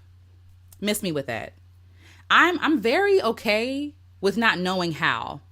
I'm like, and I know that some people are like, oh, that's like anti-intellectualism. I was like, no, I don't need to know how everything works for me to honor it. I feel like, again, it's giving validate your reason for existing. You know what I'm saying? Like, I don't need to understand. I don't need to make sense. I don't need to make it make sense to you for me to honor it. And it doesn't have to make sense for me to honor it either. I don't understand a lot of stuff. I'm looking out the window. What don't I don't understand how grass grows. I still honor it. You know what I'm saying? I don't understand how my heart's beating. I honor it, right? I don't understand a lot. And it doesn't mean that I can't appreciate it. And I think it's the same way for our spiritual gifts and our spiritual, like our intuition, for example. You know when something's off. You know not to turn down that street. You can't explain it, but you know it. And they taught us to question what we know and base our knowledge of things based on their understanding of things. Like, unless it can go through their filter of understanding, it doesn't get to exist. It doesn't get to be legitimate. You know what I'm saying? So yes. But the man was not one of them. Hold on. What I miss? Tell me more. Sinclair, what had happened was white people came is the opening to a lot of stories, unfortunately. Yes. Unfortunately, yes. Do I have good reads? I do. On like Audible? Yes. Or Kindle? Yes. Yes, pay attention. Soon they will shut down herbs. Yes, exactly. Oh, yes, you do right. Okay, yes. Yes, it's beautiful. It's beautiful, Greta. Your words are so beautiful. Oh, it's so beautiful. And they ruin the composition when they revise natural medicine. Mm-hmm. Yes, the creator placed a holistic balance of chemicals and plants, but they extract one piece, and that can screw up a human's overall balance. Exactly. Listen, land zoning is another issue I have some thoughts on. Same. They are trying to ban the herbalist. If you are prescribed anything, look for ground food first to heal you. I love that. Scripture calls us physicians. Physicians heal thyself, not doctors. Know who you are. I love that. I love that. And I agree. I think that we should all, as much capacity as we have, we should know what we're in relationship with. What are tools around us? What medicines are around us? Learning about dandelion. We're like, oh, even dandelion greens. We can eat that. It's beneficial to us. But we've been taught like, no, dandelions are weeds. They're going to mess up the lawn. We don't need it. You could have a whole, I don't know about eating it because pesticides. I don't know. Don't quote me. But there are so many benefits out there that we see as nuisances. Like, oh no, that's not physically becoming. That's not attractive to my eye. It's like, but it's medicine. It's there on purpose. Everything has a purpose. Everything. Everything. I'm so glad you're talking about these things. I be feeling like I'm losing it sometimes. And you're not. I appreciate everyone here making space for speaking to our realities. I love that, Ree. Thank you. Thank you for sharing that. Yep. Indigenous nations knew to leave Bigfoot be. Listen, in that show, they keep interviewing indigenous folks and they keep telling them, yeah, leave them alone. Leave the big feets. I don't even know. Bigfoots, the big feet, leave them alone. They don't want to be bothered. They've also had encounters with Bigfoot and have been scared, but they also honor Bigfoot as a creature living its life, not bothering you. Why do we have to? It's so annoying. We feel like we got to conquer everything and put it under our control, and it's annoying. Ugh. Michelle is fabulous. Yes, as a roots teacher and an artist. We're both Bay Area artists. Awesome. I have a drawing on my website dedicated to trees. Yes, buy her book. Knowledge that's always been there. That's always been there. Again, I recommend this, y'all. Take your time with it. It's a lot. It's a lot in here, but it's so good. And it has stories, even talking about the food they used to eat, like pig, for example. You know how pig is bad. And for some, sure, if you believe it, I'm with you, right? But also the food that we're eating is very different than the food that they ate back in the day. So there are elders in this book talking about, I don't know what y'all be eating, but that's not the pig that I ate. They don't even taste the same. It don't look the same. It's not the same. But this book is so good. I'm probably going to reread this.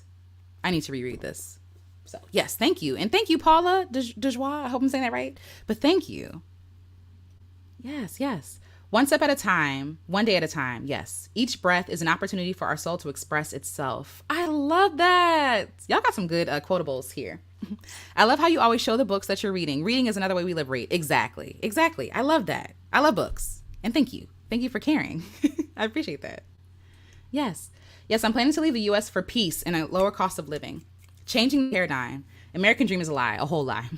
I chose life and choose to be where life is. I love that. I choose life and choose to be where life is. Ooh, I love that. I feel the pull towards greater. Yes.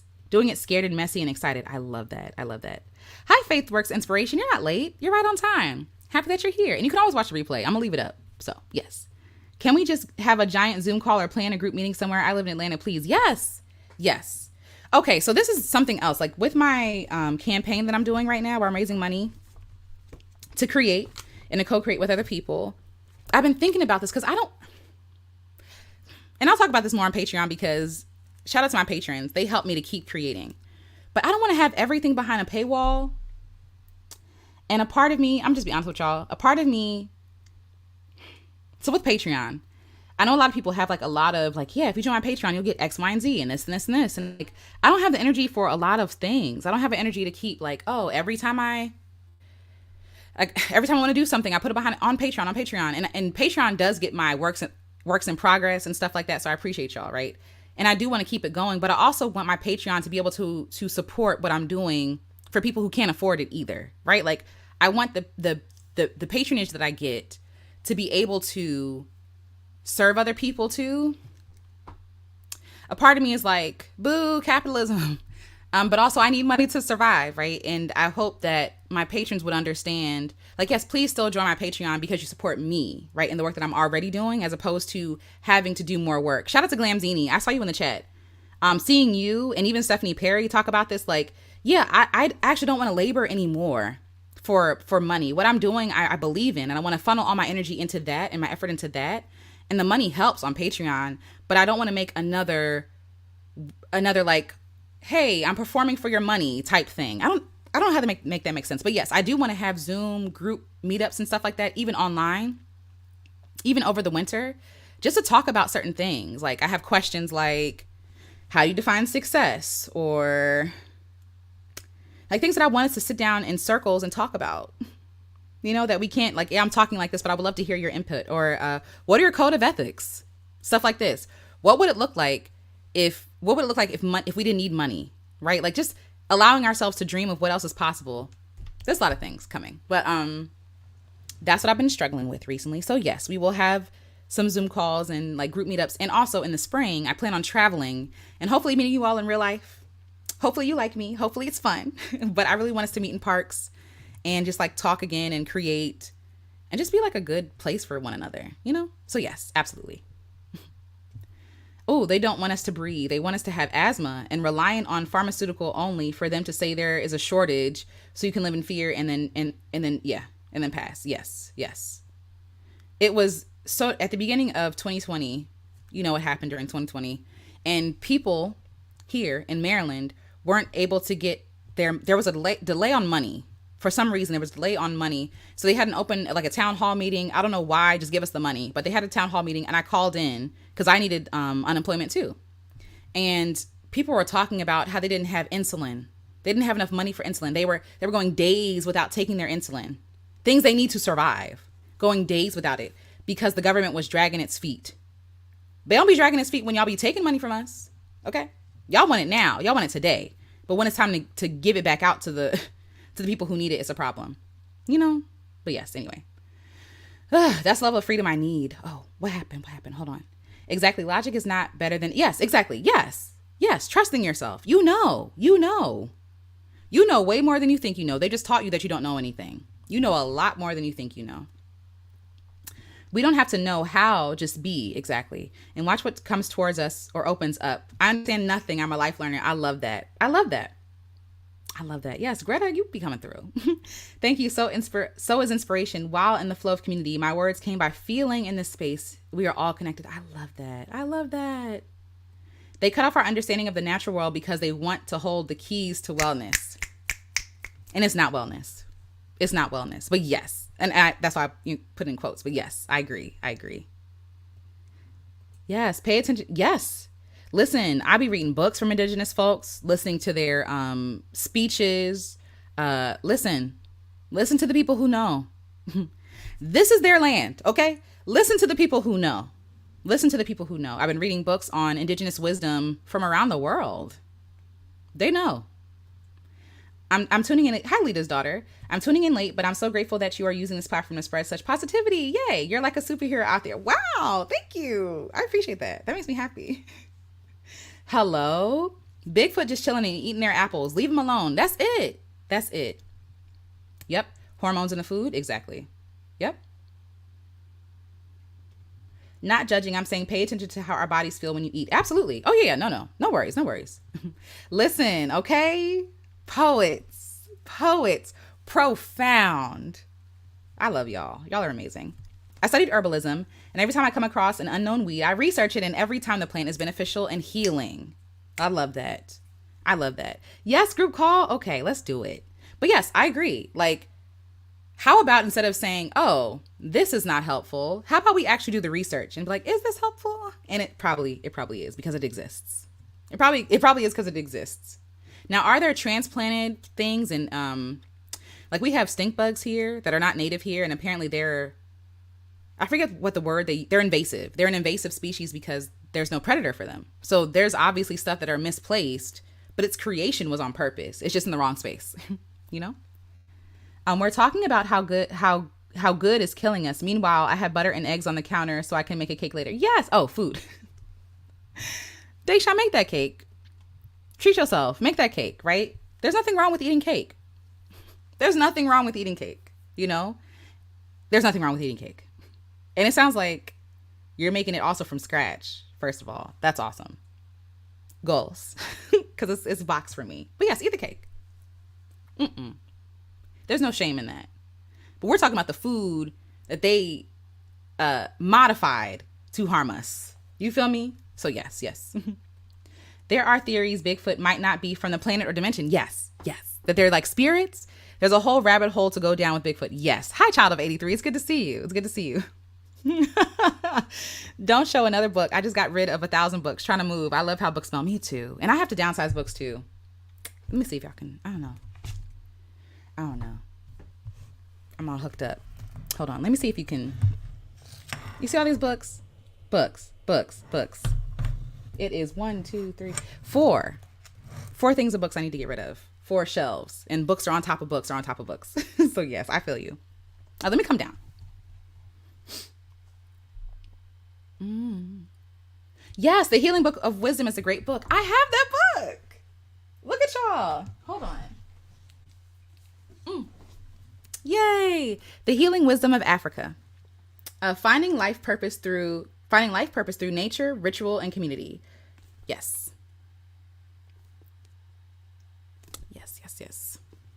So yes, listen to they know.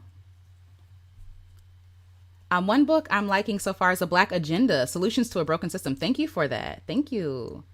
I'm going to go back in these comments and look these books up and put on my Kindle because I'm trying not to buy no more books. I'm trying. Let me know if you do it. I will. And we are. We're going to have a Maryland meetup for sure. Add me to the group call. Yes, absolutely. Absolutely. And I do have a Discord. I just haven't shared it recently because okay. I would love to share the Discord, right? But like, I can't hold myself to always be active on it because I be a hermit sometimes and I be overwhelmed. So yeah, so I think I'm going to push it out there, but sometimes I don't have the energy to always be on my phone. So that's like a thing for me, but yes, I don't mind. We can definitely do it. Let me come down. The horror stories did you hear when Cortez was talking about there was a ban on psychiatric medicine? He's okay now, but how scary. Oh wow. No, I didn't hear that. That's awful. Reminds me of how I ate Pop-Tarts after some years of weaning off of them. When I tell you my body started acting up, I couldn't believe how much it messed me up after weaning from them. Listen, there's so much sugar in Pop-Tarts. Me and my mom were talking about that. I know. Greta, I'm sorry. There's so many books. There's so many things. But this one, I don't even think this one is on Kindle. So I had to buy this one. I had to. Okay. I had to. But yes, no more books. I won't say anything. Me neither, gorgeous one. I'm excited. Man, I've been waiting for unemployment from the pandemic from 2021. I live in VA and they were using a program from the 80s in our unemployment system, yet Google is putting its headquarters in VA. I'm gonna let you know now. I feel like the government does that on purpose. They don't want us to get they don't want us to get the help that we need. Glad I tuned in. Hi. Glad I tuned in just in time to hear about Bigfoot and herbalism. Yes. Our conversation has gone everywhere, but I love it. Yes. They absolutely put things in our food that promote our addiction to them. Exactly. Yep. Exactly like a drug. Those were withdrawal symptoms you were having. Wow. Yes. Banned. A lot of food that we eat, and we're like, banned. What do they know that we don't? But they want to keep us ignorant. Yeah. Yes. Oh, the Black Book. Yes, it is. The Healing Wisdom of Africa, Finding Life Purpose Through Nature, Ritual, and Community. By Malidoma, I'm sure I'm saying this wrong, please forgive me. Malidoma Patrice Some, author of Water and the Spirit. And Alice Walker endorses this book and says, profoundly wise and fascinating. We love Alice Walker. So yes. It says, a fascinating, detailed journey through the tradition healing practices of West Africa by a beloved shaman and scholar. So yes. I love that. And he talks a lot in here about, it's really good. I say read it. His story is really interesting. So yes, it's really good. I'll probably read this after I get done. But yes, yay. Me too. I appreciate these chats too. They make me happy. They make my day. I haven't live streamed in a minute and I was nervous. I'm also like, I always get sweaty, but whatever. I get nervous, but this talking to y'all always calms me down. So thank you. Thank you for helping me work through my thoughts in real time. What I'm sharing with you all here is also what I'm writing in my book, or my chat books, the ideas that I have. Because I have a lot of ideas, and for a long time I'm like, well, can I write about these things even if I haven't done like the research on all the things? And it's like, why not? Why can't you? Why can't you talk about collaboration and community and how we are in collaboration with everything? You know, you're allowed. And you're also allowed to be wrong. You're allowed to get things wrong. You're allowed to learn as you go and make mistakes. It doesn't have to be perfect. And that's the thing. You can always make a second edition, a third edition, a fourth, a fifth, a 25th. You're allowed to keep creating and keep editing as you make, because we're always in process. We're always learning more. You don't have to know everything first to put the thing out there. You know? On top of the sugar, it's the artificial dyes too. Yes. The dyes have been linked heavily to with depression, bipolar disorder, and infertility. Yeah. They're poisoning us. They're poisoning us because they want us to go into the medical system. You know? So yes. It's nice to see people open to talking about health alternative medicine. Some people will see you as a troublemaker, even if you're friendly and not harsh. Yes, absolutely. They will. I want to see that. Yes. Gorgeous one. They say sugar is more addictive than cocaine and is. Okay? Sugar is a drug. Sugar is a drug for sure. When used improperly, right? Like when you're abusing something, you're misusing it. So yes. Everything is artificial. Everything. Oh, you're welcome. Pop-Tarts are sugar rush. Yes. My addiction is to spicy chips. Oh no. But yes. Yes. Hi, beautiful people. Please show your support by hitting the like button if you're enjoying the stream. Yes, please. Thank you. I really appreciate that. I'm using my dissertation to rewrite for a book. Awesome. Congrats, Greta. That's beautiful. What is it about? Please tell us.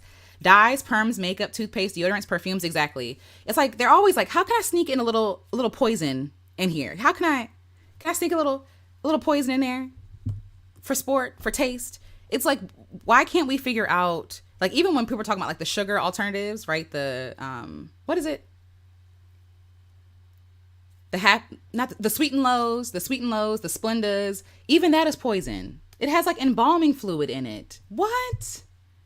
Why on earth would you ever put this in something that humans eat, except that you want to get them sick? That doesn't make any sense. It doesn't make any sense. Or like the butter alternatives, margarine, right? There was a time in our family where we only ate margarine because they said like, this is the healthiest version of the food that you're eating. Then come to find out it's worse because it's like some way that they process it, the way that the fats work, things, science, it's not good. It's not good for you. And so like, for me, it's like, no, we have the things we need. Everything that we have is perfect. It's just that y'all keep perverting it. Anything man-made is going to be off. It's going to be off. It's because we're flawed. We're wrong. We're greedy. We're evil, right? And evil, we as in the corporations, like they're evil. So they're going to make it make sense for them, but not for the body. The body doesn't know how to digest this. It's like, what is this? It's not even food. What is this? Yes. Sugar is the drug. It will shut down your body. Yes, it will. It will. Sugar is made the exact same way as cocaine. Starts as a green plant and is pressed into white crystals. So yes, that's real. 1 and 1, that's real. Yes. Aspartame, I don't know if I'm saying that right. Aspartame, but yes, that stuff is bad for you. And the Diet Coke filled with aspartame, or I don't know how to pronounce that, but aspartame making you sick. It's linked to neurological disorders, cancers, all this other stuff. And all we're trying to do is eat well. That's it. It's like wellness is gatekept. Like healthy food is made expensive so you can't afford it. They're forcing you to eat trash, food that they know is not good. People are on limited resources and funds, so they're buying stuff that is not the best, obviously, because you've made it more expensive to get the best. I hate it here. I really do. Sacred Rebel. Break the rules, escape the matrix, and awaken to self. I love that title, Greta. That's beautiful. First detox should be from sugar. Yeah. It's hard. I've tried it. I feel like I've done it. But it's hard. Sugar is so... It's just something about it. Sugar. But when we went to Mexico for like a few weeks. I didn't eat a lot of sugar. The one drink that I had was like an apple cider soda. It was good. It was really good. It's one of my favorite sodas down there. But while in Mexico, I didn't eat a lot of sugar. When I came back though, okay, you taste the food and it's different. When you come back from somewhere else where they actually like care about what they're doing and how they're making it, you come back here, everything is too sweet. Everything is too intense. Everything is too salty. But then from being back here so long, now you're back to normalizing. Oh, this is just food. It's bad here. It's worse than we think it is. Yeah, they really do get a kick out of harming us. It is sadistic. It is. And these demonic corporations have the audacity to put a pink ribbon on the products with known carcinogens. Isn't that gross? It's evil. Cancer is such a big business here, and they ensure the patients will keep coming. Exactly. They're all connected. The food industry, the health industry, it's all connected. Like you're putting things in your body. Of course it's all connected, right? I read a book in 2007 entitled The Weight Loss Cure They Didn't Want You to Know About by Kevin Trudeau. He was jailed for making this information available. Wow. Listen, these kind protein bars from Target are helping me survive.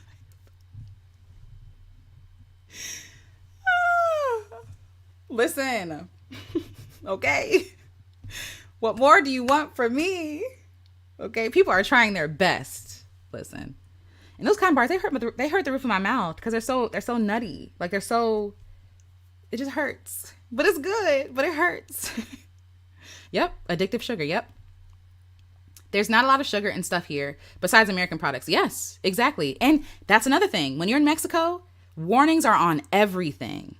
Warnings are on the chips you eat, the pretzels, the food, everything that you have here in America.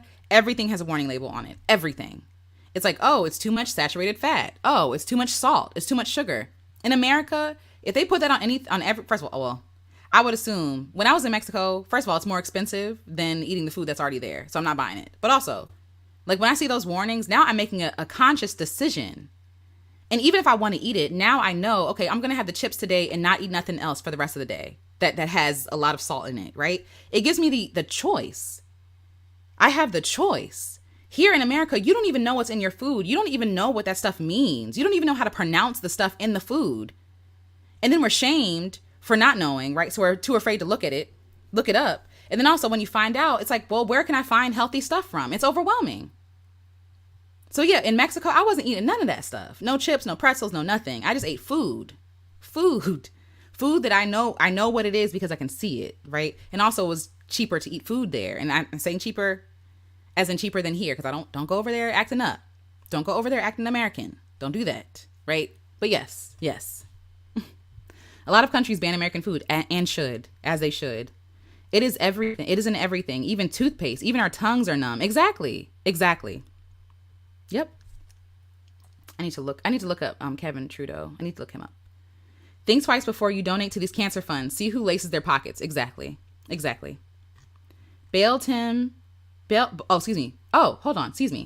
Yes, I remember Kevin Trudeau. They blackballed him. Killed Dr. Sebi, demonetized others. I'm just saying, pay attention to your water. Oh, for sure. The fact that water can be owned from the sky is crazy. The fact that you can bottle water in places where people cannot. There are businesses who collect bottles of water that we buy on the shelves, right? Bottles of water in places that are impoverished because of colonization. They're impoverished. They're not even allowed to collect water from the sky above their home to drink because corporations own the sky. Corporations own the rain. It's so bad. So people are thirsty in places where we're paying premium top dollar for the water that they're selling to us. We're paying premium dollar for the water they're selling us and denying the residents access to the water from their own sky. That's evil. That's evil. 1,300 worth of good calories for $5. Lebanese bars. Listen, you got to do what you got to do. Okay? Listen. I meant to say, oh, yes. Thank you for sharing that, Greta. Yes. My dad taught us early how to make the foods we thought we were missing out on. He made healthier bread, cookies, ice cream with honey instead of sugar, pizza, etc. And I still do. That's beautiful. I love that. And you know what's wild? Trying not to say crazy anymore. I'm trying. But what's interesting, I should say. Just say what I mean, right? What's interesting is that I feel like more people would do this if they had the time, if they had the resources, right? A lot of us can't afford the sugar right? Or the cream that we need for the ice cream, or the salt that we need for the ice cream, right? We can only afford the actual ice cream, which takes choice again away from people because they have limited resources. All this stuff is set up in a way that you have to be dependent on me. I'm making the finished product cheaper than what the product is actually made of. That doesn't make any sense. Why are GMO foods cheaper than organic when literally all you have to do is let it grow? Why? Why? That doesn't make any sense. It takes you more energy and effort to make GMO or pesticide, to spray down the place or whatever, than for things just to be organic. You're doing that on purpose. It pisses me off too. I'm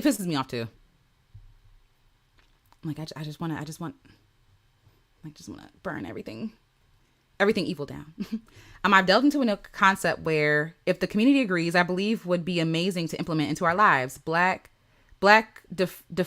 defines elegance, peace, rest, and power, calmness. I love that. I've been journaling about blackness and being black, and how they say, so this is like, whatever, I'm just gonna share it with y'all because y'all are here.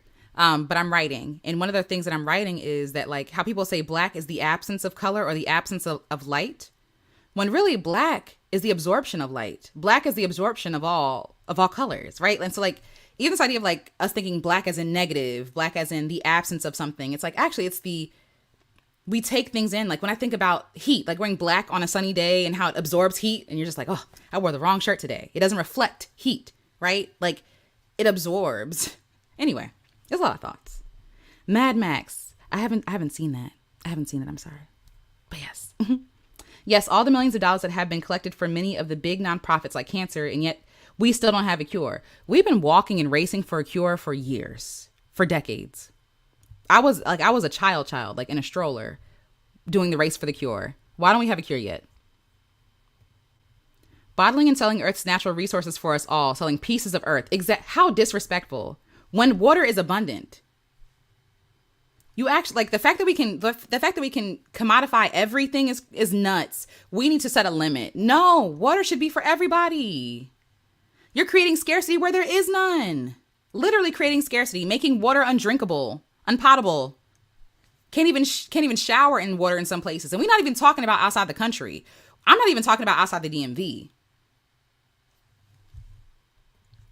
Criminalizing, rainwater collection will always infuriate me. Always. Because how dare you? You don't will for the rain to fall.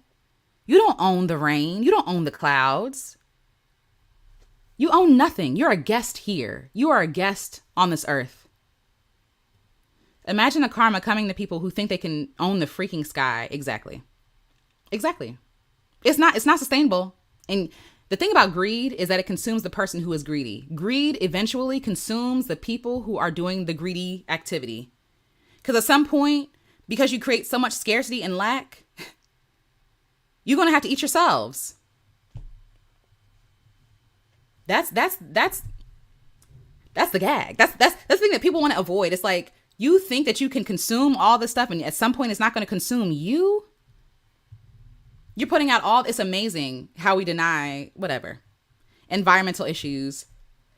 And it's like, you all are so greedy that you're putting evil things into the air. And then at some point you're going to drown too. Like, you live here too. I don't know if you realize, but you're on Earth as well. You know what I'm saying? But they can't see that. They can only see their greed. They can only see the money. They can only see themselves. These folks will make you believe these reptilians are real. Cause man, yeah. Well, I don't want to end on a bad note, y'all. Sorry. It took a turn. But yes, let me calm down.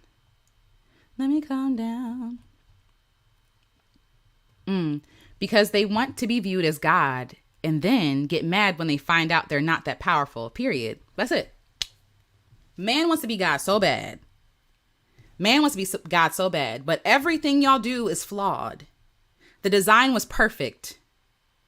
So again, even talking about this book, right? And then we'll start to wrap up. But even the book, The Hidden Life of Trees, in the beginning of this book, they talk about what national park? They talk about Hold on one sec. Oh, yes. Anyway, they talk about a national park where my hope is that the wolves starship Yellowstone Park. So they talk about Yellowstone Park and basically how humans, let me just read this to y'all. It all starts with the wolves. Wolves disappeared from Yellowstone, the world's first national park, in the 1920s. When they left, the entire ecosystem changed. Elk herds in the park increased their numbers and began to make quite a meal of the aspens, willows, and cottonwoods that line the streams. Vegetation declined, and animals that depended on the trees left. The wolves were absent for 70 years. When they returned, the elks' browsing days were over. As the wolf packs kept the herds on the move, browsing diminished, and the trees sprang back. The roots of the cottonwoods and willows once again stabilized stream banks and slowed the flow of water. This, in turn, created space for animals such as beavers to return. These industrious builders could now find the materials they needed to construct their lodges and raise their families. The animals that depended on the meadows came back as well. The wolves turned out to be better stewards of the land than people. Let me read this again. The wolves turned out to be better stewards of the land than people, creating conditions that allow the trees to grow and exert their influence on the landscape. My point being, humans are not that smart. Humans trying to find convenient ways, like you try to get rid of the wolves because they were inconvenient to you, even though that was their home. The wolves were the one keeping the land. Imagine the world working without you there. Imagine that it was already flourishing before you even stepped foot in that land, right? That's the humility that we should have, that we're a guest and we should find our place in this guest, as a guest in this house that was already created. But humans think that we know better. So we're going to take away the wolves because they scare me. We're going to take away the wolves. And now the trees are suffering. The animals are gone. Everything. You bring them back. Now everything is flourishing. Humans are not God. You know what I'm saying? And when we try to exert or be God, we make a mess. Humans will human wherever they go. You know what I'm saying? So anyway, yes, the money is in treatment, not the cure, that part. And since that's all our country values is money, that part, and don't have none, but values it. That's real, Pisces.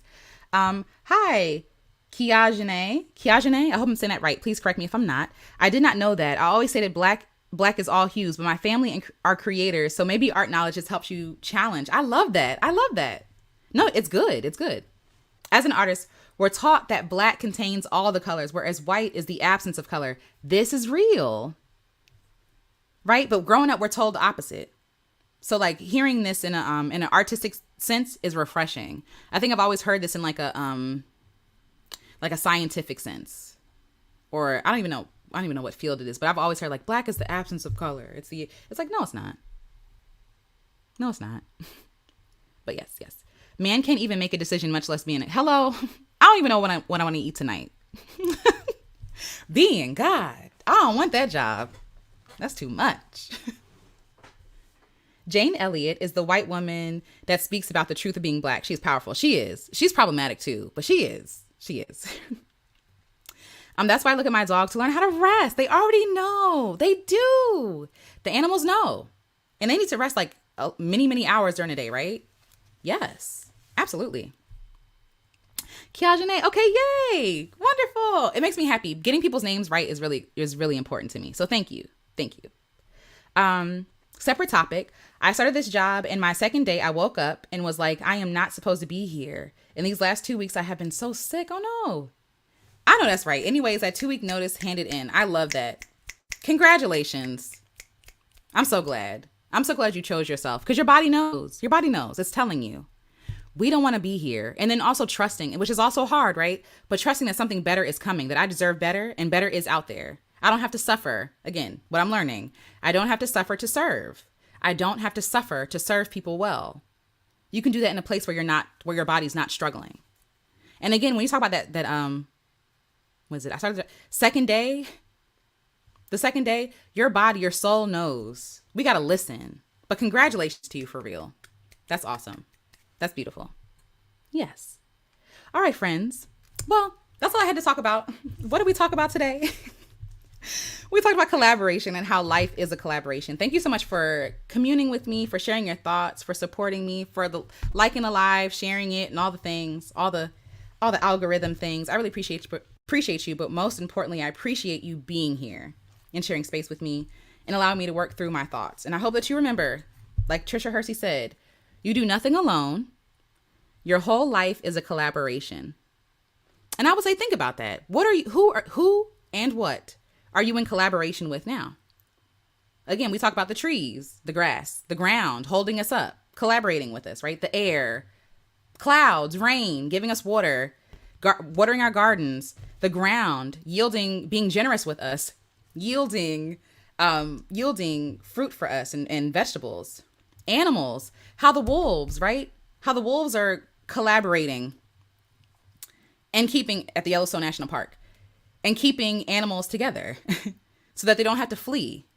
People would see a wolf and be like, oh, that's a predator. They have to go. Actually, they have a benefit to us. And yes, I don't want no animals to get harmed in the earth or eaten. Sadly, though, as Jamal reminds me, it is the natural way. And I say this side note real quick. There was a ladybug stuck in between, like my mom has a back door in her house, and it was stuck in between the door and the screen in the back. And I was like, oh no, we have to, I said, we got to free the ladybug because it was stuck in between. And then I realized one of the ladybugs was on a spider's web and the spider was there. And so in my mind, I was like, we got to free this ladybug. And Jamal was like, and I was like, I don't know. And then he was like, but then the spider would suffer. Right.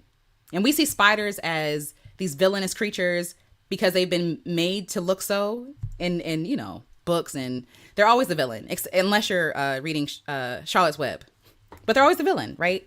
And so I'm like, you're right. Like, would it be if I save this ladybug, I'm also harming the spider? Anyway, so I think, like, you know, we want to help and we want to save, but sometimes we have to recognize that sometimes even our saving can do more harm, right? Our perception of saving can do more harm. But you're in collaboration with everything. Nature knows what it's doing. Maybe we need to sit and learn from nature. So even the animals that are being consumed, they're still in collaboration. They're using, their bodies are being used as energy for another animal, right? Just as plants are using their bodies for energy to an animal. You know, it's the circle of life. Shout out to Lion King. But yes, anyway. Yes, absolutely. Grow your melanin. Please. Yes, please. Grow Your Melanin says, I started a YouTube channel. Please be a part of my side of the community as well. If you are spiritual, absolutely. I'll be heading over there as soon as I get off to subscribe to you. Let me actually, can I do that now? Grow your melanin. But yes, absolutely. Oh, yay. Alicia, Stephanie, T Noir, and so many other people inspired me to start one. I'm so happy. Congratulations. Congratulations. We need to hear your stories too. I love that. I love ladybugs, my sign of change. I love that. I love that.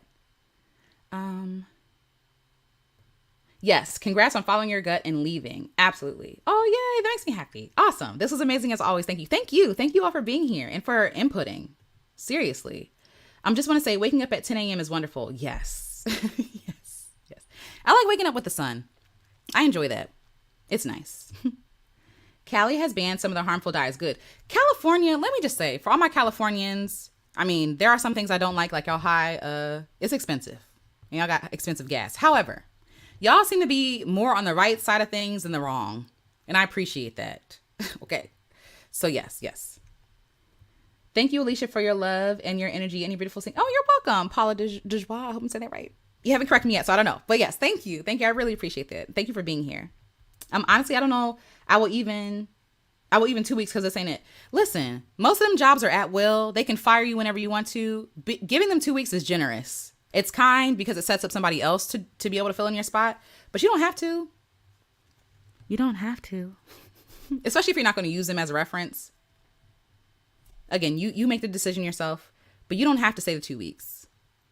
They're not going to arrest you if you leave. You know what I'm saying? So if it's making you sick, I say just leave. That's what Alicia would do. Alicia would just leave. I'm sorry, this job is making me ill. I can't come back here. But I also understand. And I also understand if you want to get that check too from that 2 weeks. Totally get it. But yes. Yes, yes. Beautiful today. You all made it beautiful. So thank you. Thank you. Hi, I just saw a skit where where the employees was like, would you give me a 2-week notice before firing me? Exactly. And they wouldn't. And they would not. Yes, yes. Listen, I ain't cleaning out my locker or nothing. Y'all can keep my lunch. I know that's right. I know that's right. But yes, they don't give us 2 weeks notice if they want it. Exactly. So you're being generous and kind, but you don't have to do that. You don't have to do that. Awesome. Well, subscribe. Thank you for sharing. Yes. I wake up with the sun and I sleep when it goes down. That's how it was, right? Oh, the sun's off. I turn my candles off. I use off in places that don't need to be used. But anyway, when the sun is off, when you don't have electricity, what are you doing except going to sleep? Or, sitting around a fire and spending time in community, right? Telling stories, exchanging, eating, and then going to sleep. A lot of us are people of the sun. I don't want to say we're all, but a lot of us are people of the sun. Getting up before the sun is up doesn't make sense. It doesn't make sense to my body. It can be late in the day and I'd be like, oh, wow, it's 8:00, but it's still dark outside. So I'm gonna lay here. I recently got my teacher license. Congrats. And I prefer educating and even sharing wheat, vegan, free diets recipes. So I'm gonna do that. Yes, please. And please share with us if you want to. Also, if there's something to purchase, let me know. Yes. Okay. Let me just say this. Sorry, y'all. I know we're wrapping up. November is the month of community for me. Community is a big value of mine, period. But in November, I'm reminded of that because I'm reminded of like hanging out with my family, traveling. We're about to go into the holidays. And so this month, I really want to create a newsletter with things that Black women specifically are selling or things that they recommend, videos they have, books, whatever it is. I want to collect like a whole newsletter full. So like, okay, here are Black women books, Black women music, whatever it is, put it in a newsletter and share it with people. So if y'all got something to share, please email me. I'm going to put it here. And I plan to have it. I hope to have it. And even if it's not done by the end of the month, it's still going to get done. Let me see, AliciaRenice.com. Because I want to put y'all on with what little influence I have, what little, audience I have. And I don't mean little as in like, it doesn't matter. But I know that I'm not the biggest creator. But even still, you all still deserve to be supported and seen. So I want to do that. So please email me if you have anything to share. I'll create a real form soon. I haven't done that yet. But yes, I want to put y'all on. So yes, thank you. Thank you. Yes, this space is always a bomb. You're welcome. That makes me happy. They don't give you 2 weeks. Exactly. They don't give you 2 weeks. They're like, bye. They'll let you work the whole day, knowing good and well they're about to fire you. And then fire you at the close of business. Your album feel has been everything. Thank you. Thank you. Thank you for sharing your light and voice. You are a gift. Thank you. Thank you so much. I really appreciate that. Thank you. Yes, you pronounced it correctly. Okay. De joie. Meaning joy. Yes. Joy in French. A well-deserved gift from my Creole ex. Okay. Yes, we appreciate that gift. But yes. Child, when I worked at the Pentagon, I felt something in my arm. I walked to the elevator and I was making money. Life is short. Yeah. Yes. So yes, please feel free to email me here if you have anything you want to share until I, bear with me on one person. And I'm going to be starting to ask for help. Okay. Because the thing is, I was trying to wait to ask for help until I can afford to pay someone. I want to pay people I want to pay people well. But I'm doing a lot. And so I need help. So until I make the form, please email me there if you want me to share it. I would love to share it because people need to see when Black women dream, the world changes. The world changes. People are fed, people are healed, they're taken care of, all the things. So yes. Yay. Of course. Oh, thank you. I appreciate that. Thank you. I appreciate that. I am releasing a new album tomorrow called, I know it's like every time I turn around, I haven't had any chance to promote it. Whatever. We're here. Tomorrow I'm releasing an album called Release. So I was going to do Rage, but I'm not finished with that, and that's okay. And I'm not going to force it. So the next album is Release, and that's going to be released tomorrow on Bandcamp. And then at the end of the month on the 30th on Spotify and all the places. So yes. We are co-creating. So yes, you are a big creator. Oh, thank you. Thank you for being here with me and us all. You're welcome. And thank you all for sharing space. I really appreciate that. No harm in asking for help. You're right. It's not. Exactly what we talked about, right? There's no harm in asking for help. Thank you to everyone for creating this. Yes, thank you. Thank you all. Thank you. Hi, Truth Eternal. Thank you. I really appreciate that. Thank you so much. I told you I'm trying to get better at accepting compliments. So thank you. I appreciate that. Here in Cali, November is Indigenous Peoples Month. Yes. Berkeley Unified Schools were also closed on Indigenous Peoples Day instead of that thief, Columbus Day. I love that. That is why Black women need to be president. I agree. But I also don't want her to be stressed. And I don't want her to be stressed. That's why when Ketanji Jackson was sworn in, I was kind of like, yes, but also, because now she got to put up with these people, right? Like, I'm happy, I'm celebrating, but I'm also fearful, I'm scared, because I don't want this to destroy her. But yes, I appreciate this. Yes, can't wait to hear release. I'm excited. Yay! Me too. I'm excited. I use human as background music when I'm doing creative work. I listen to feel, and I'm excited to put that into my rotation. I love that. Thank you all for listening. Seriously. Thank you so much for listening. Honestly, I really appreciate y'all. Yes, have a magical day. Yes. A stressed bulk woman would shut the U.S. down. You don't know. That's true. Do we have that money? Like McDonald's money? No, shut it down. No, shut it down, right? That's what we really need. But anywho, I love you all. Thank you so much for spending time with me. I'm about to go eat some lunch, maybe watch some movies, journal some more. I love you guys. Keep loving yourselves. Keep seeing yourselves as worthy, because you are. You're worthy of community.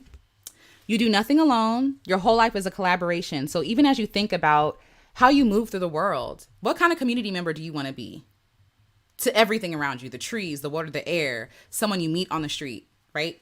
Think about all of that, because you do nothing alone.